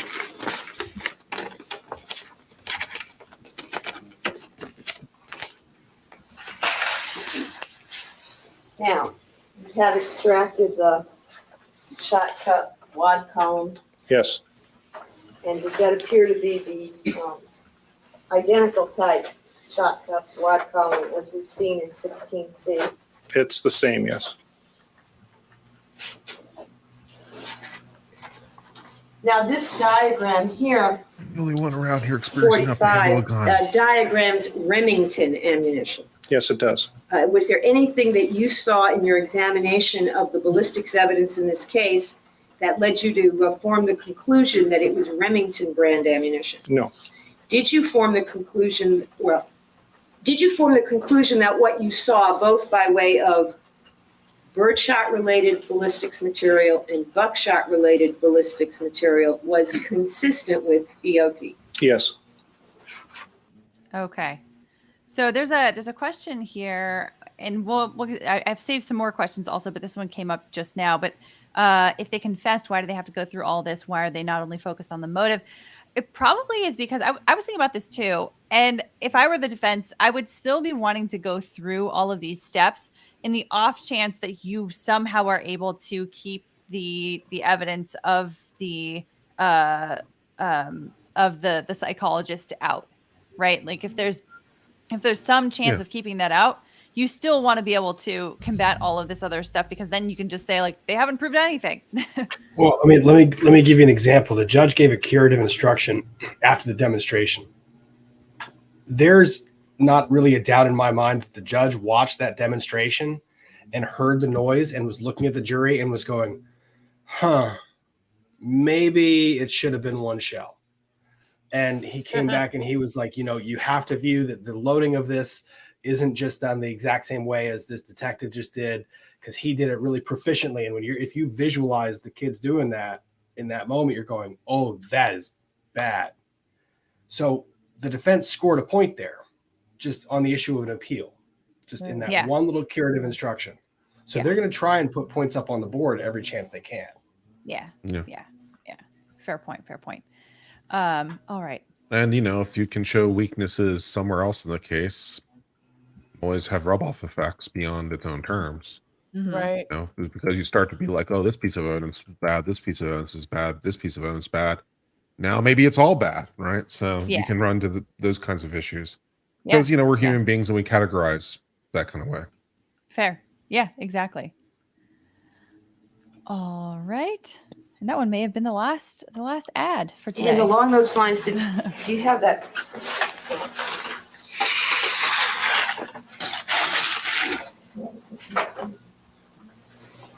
Okay, this is what's been marked 16N as in no, and originally it had Beverly Hills item number 2. You examined this in the course of examining all this ballistics evidence, did you not? Yes, I did. Would you open that up?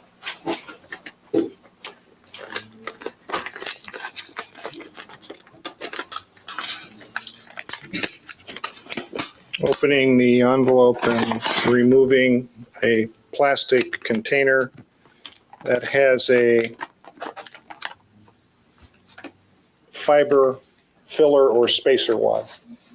This does feel like an ASMR unwrapping video, unboxing videos, but just now, really can annoying. you see, first of all, does this appear to be an intact, a whole spacer wad rather than fragments? Yes, it does.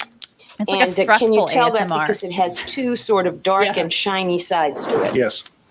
ASMR pros. And can you see on this spacer wad anything that appears to be the impressions of buckshot pellets? Yes. Asthmatist. And do those impressions appear to be consistent with number 4 buckshot as well? Yes, they do. And was that part of what supported your conclusion that number 4 buckshot pellets were used? No, I base that conclusion on the weights, the retained weights of the pellets that I looked at. Because you also looked at pellets, which we haven't shown. Yes, ma'am.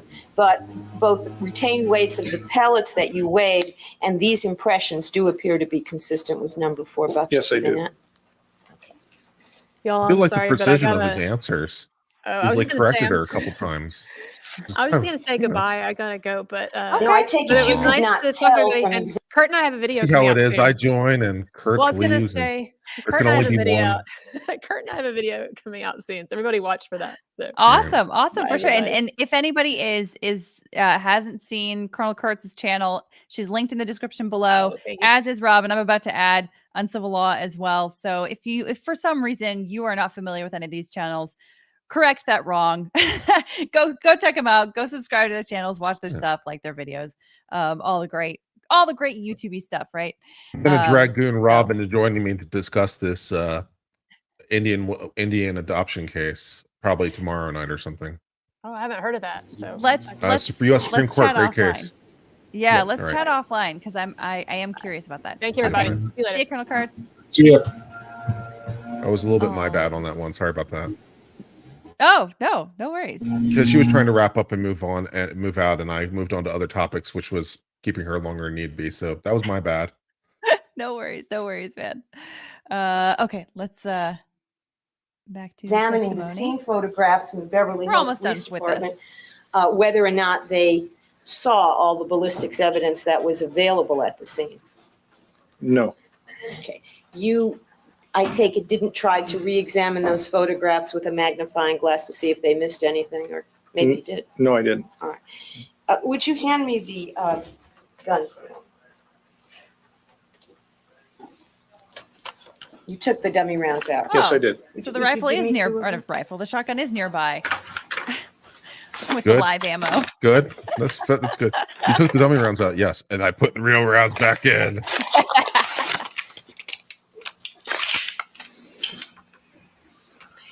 Now, when you were loading this before, you held the gun in one hand in an up position, such as I'm holding it now, Yes, ma'am. and you loaded it by pushing up. Yes. That's the preferred professional way of doing it? That's one way to do it. Yes, ma'am. Okay. Another way to do it is to just hold it down Absolutely. and just push it in that way, Correct. right? And it doesn't take any particular strength or dexterity or training to be able to do what I just did, does it? No, ma'am. So you don't have to be strong or big or anything. No. She's like, after all, I'm a very petite I woman. leave it to you now to just hold on to it the way it is. Just make sure you shoulder it properly. Cross-examination by counsel for Lyle Menendez. Do you have the photos in front of you that concern the windows that you examined at the crime scene? No, sir, I don't.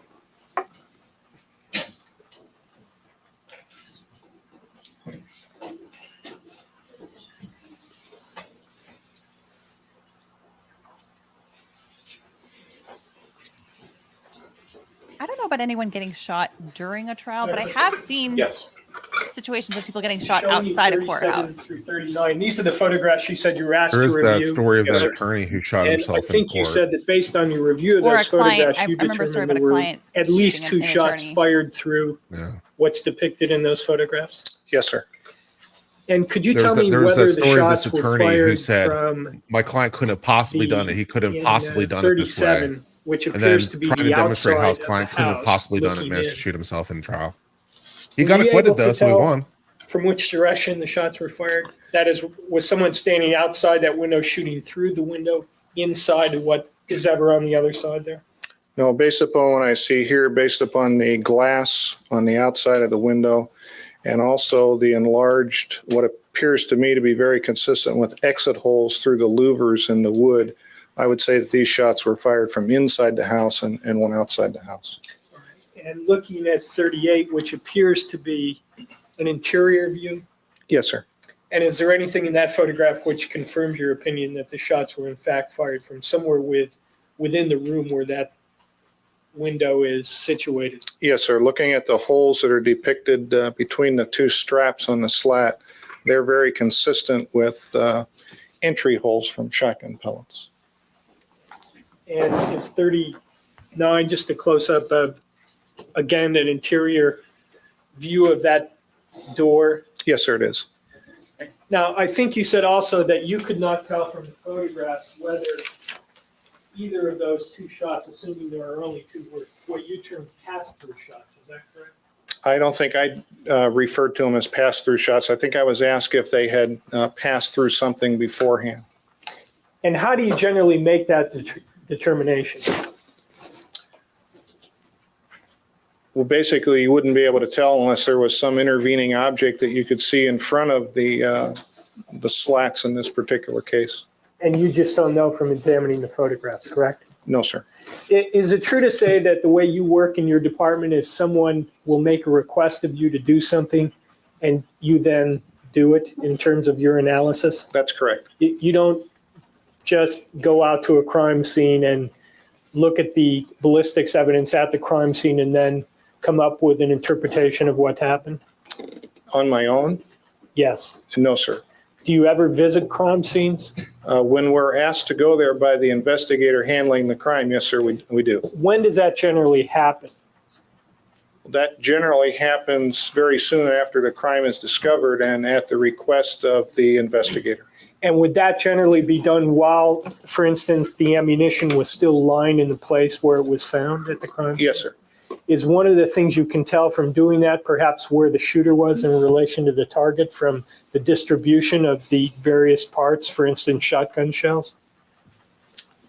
Well, shotgun shells, if you saw some shotgun shells laying at a crime scene, you might be at some time, if you were provided with the shotgun in the case, make an ejection pattern and determine where someone was standing. Yes, sir. How about the wadding? For instance, if there was wadding at the crime scene, would that tell you anything about where the shooter was standing in relation to the target? From just the wadding, no, sir. Now, in relation to your diagram up there, I believe it's 44, which shows the shot patterns. Yes, sir. Am I correct in assuming that your testimony is very general in nature? In other words, you're not specifying that it relates to any weapon that is relevant to this case. You're only talking in general. Yes, sir. And am I also correct in assuming that if you had taken a gun that, for instance, you had known was used in a particular incident, a model number, that you could do some sort of test to actually more accurately determine the distance from the shooter to the target by test firing the gun itself? The gun itself, yes, sir. That's the only time we would provide an estimate. And is the best way to do that, for instance, if you knew that a particular model number was used in an incident, to take that model number and fire it from various distances and see what kind of pattern it made with various types of ammunition? No, sir. How would you do it? Well, when we do a distance determination, either to duplicate a shot pattern or a gunshot residue pattern, we need to have the specific gun that was used and know the type of ammunition that was used. Otherwise, we don't do the test. Right. And would you need the specific gun itself or just the same model number? No, sir. The gun. We want the gun that's the suspect gun in the case. Otherwise, you just can't tell. No, sir. That's correct. And you weren't asked to do any analysis along those lines in this case, were you? No, sir. Thank you. That's all I have. Any redirect? Well, were you asked to try to replicate shotgun patterns, and did you refuse to do it because you didn't have the shotgun by me? Yes. Okay. And so when Mr. Burt says that, for instance, if I went out today and bought a Mossberg catalog number 50406, and I went to you and said, Deputy Van Horn, show me how shot patterns would relate to this case, what would you tell me? I would show you how they relate to this case, but I wouldn't tell you that based upon patterns that I shot with that gun that you bought or I bought, and then, for instance, look at the pattern that's in, I think it's People's 39, and then say, well, yes, this shot was fired at, X feet. I wouldn't do that. Why not? Because it's not the same gun. I don't know what configuration that 50406 gun is. If the purchaser has made some modification to that, I have no way of knowing. Now, I believe you were also asked a question about if you could tell where people were located in a room by the location of the wadding. Was that the question you were asked? And I think you replied no. Is that right? That's correct. Well, why can't you tell? Well, the wadding is propelled out the barrel of the shotgun, just like the other ammunition components, the shot pellets. And once again, depending on the gun and the type of ammunition that's used, those waddings are going to go at some distance. And for instance, if this courtroom diagonally from corner to corner was, let's say, 30 feet, and we find a shot a shot wad in the middle of this room, and the test with a gun and the type of ammunition says that the shot wad will travel 15 feet, I still don't know from what corner that shot was fired from. All I know is we have a shot wad in the middle of this room. Right. So the wadding does not tell you anything about where the shot was fired from. Is that correct? That's correct. And is wadding unpredictable in terms of where it will end up? In other words, does it sometimes end up with the pellets and other times end up elsewhere? Yes. Okay. Now the fiber wadding, which I think it was shown by Ms. Abramson to the jury, does that kind of wadding absorb moisture? It can. All right. So that if that wadding were contaminated by blood or some other liquid, then it would be in fact contaminated, right? And would soak up the liquid? It could, yeah. All right.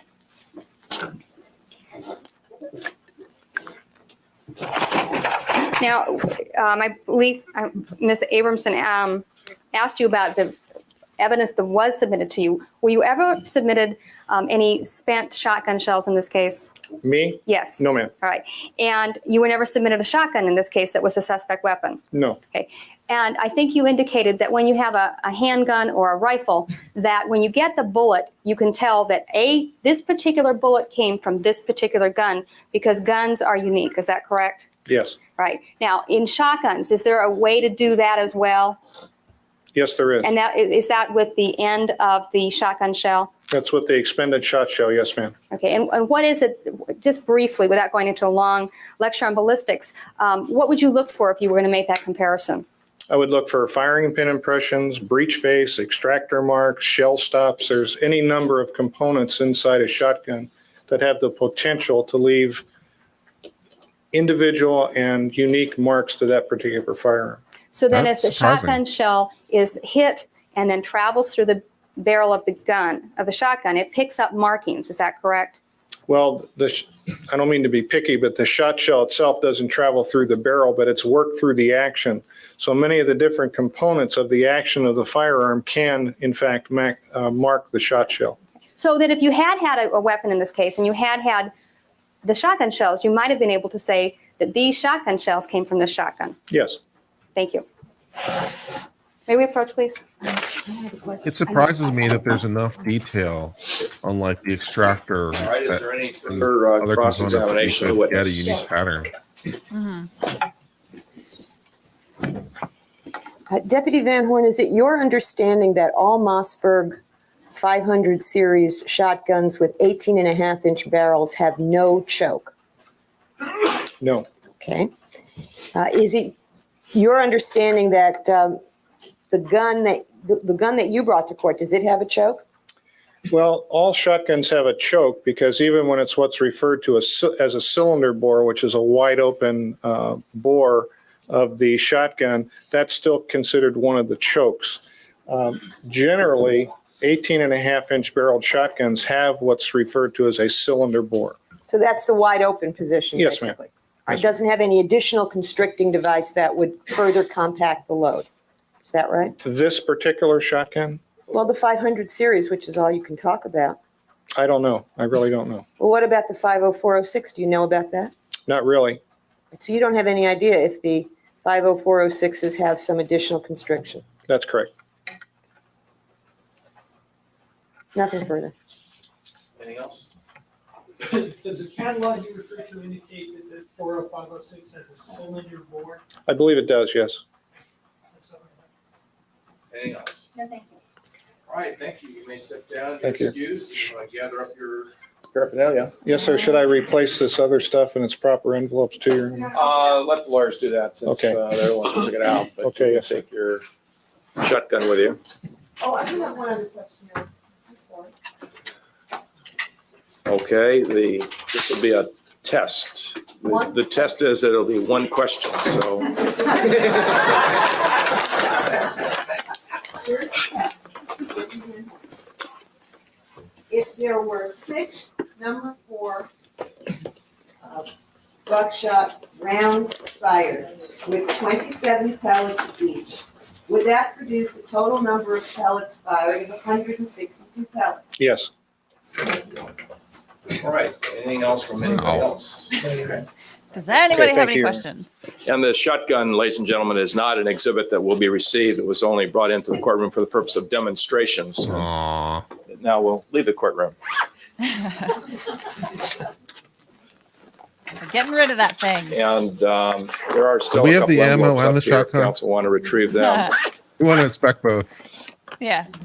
We want the knife as well, so we can cut open the shotgun shells, like he did. Yeah.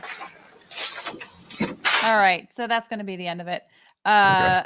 And that's it for today. So 2 witnesses, but I feel like this was very, very interesting. I think much more interesting than some of the testimony that we've seen so far. I mean, it obviously feels very relevant. Anytime you have show and tell, I feel like it's a much more engaging kind of direct and cross testimony. Show don't tell. This is a classic maxim. Yes, absolutely. So I think, yeah, the jury definitely got a lot of sights and sounds today. Whether that was overly prejudicial or not depends on whether you are team prosecution or team defense. I think, but yeah, there was definitely some sly moves by the prosecution here today. So any thoughts from you guys before we close out? I really liked the way some of his answers were. He corrected the prosecutor or corrected the question answer because it wasn't precise. Mm-hmm. Like they said, well, did you receive all the exhibits? He's like, no, I didn't say that. I said that I examined everything that I received, which is different. It is a difference. Yeah. But I appreciate his precision in the correction. I did like that. Yeah, for sure. Rob, sounds like you've got some gardening work going on. There's a leaf blower that has been by my window for the last 30 minutes. I thought I heard something blowing outside like that. But anyway, any final thoughts that you want to give, lawnmower aside? No, I think that it was a much more interesting day with the demonstrative itself. We got to see some more. I'm interested to get to the financial element of this case. Yeah, the spending, the shopping spree, right? That followed, just to see it, and I'm also getting very curious about Erik's testimony and Lyle's testimony. Obviously, I mean that's like what anybody really wants to see in this kind of a case. But I mean, to hear their answers on handling the weapon, buying the weapon or weapons, I should say, the shopping spree, the abuse. I mean, all of that stuff is going to be very interesting to see them and the way that they answer the questions, the way that they carry themselves. I think Spidey was telling me that these guys are notoriously difficult to read. So that's an even more interesting aspect to this. So, but yeah, that's all I've got for today. This has been another fascinating round here in such a unique trial. Thank you so much for joining me, guys. So like I said before, Rob from Law and Lumber, Kurt from Uncivil Law, and let me hang on before I say anything else. Let me make sure that I've got Uncivil Law added. And he's added it to the description. So be sure to check the description if you guys are not already subscribed to these guys. Definitely go and check them out. They've got some really great content as well. And so thank you to you guys for hanging out with me and for watching some of this testimony and helping with your wonderful commentary. And thank you again to everybody in the chat. Sandra Ramirez, again, thanks so much for your generosity, for gifting 10 Bite Club memberships. And to everybody that's new, welcome to Bite Club. And I hope that you guys can join us on Friday for our weekly Bite Club members only live streams. Yeah.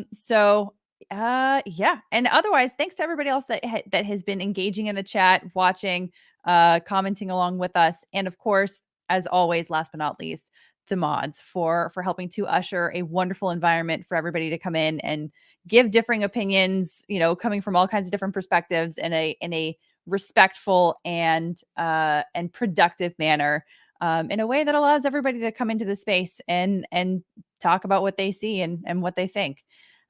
So thank you to everybody and to, of course, everybody else in the chat that also, of course, contributes to that wonderful culture that we've got going here. So, all right, that is, like I said, that's all from me, and I will see you guys in the next video.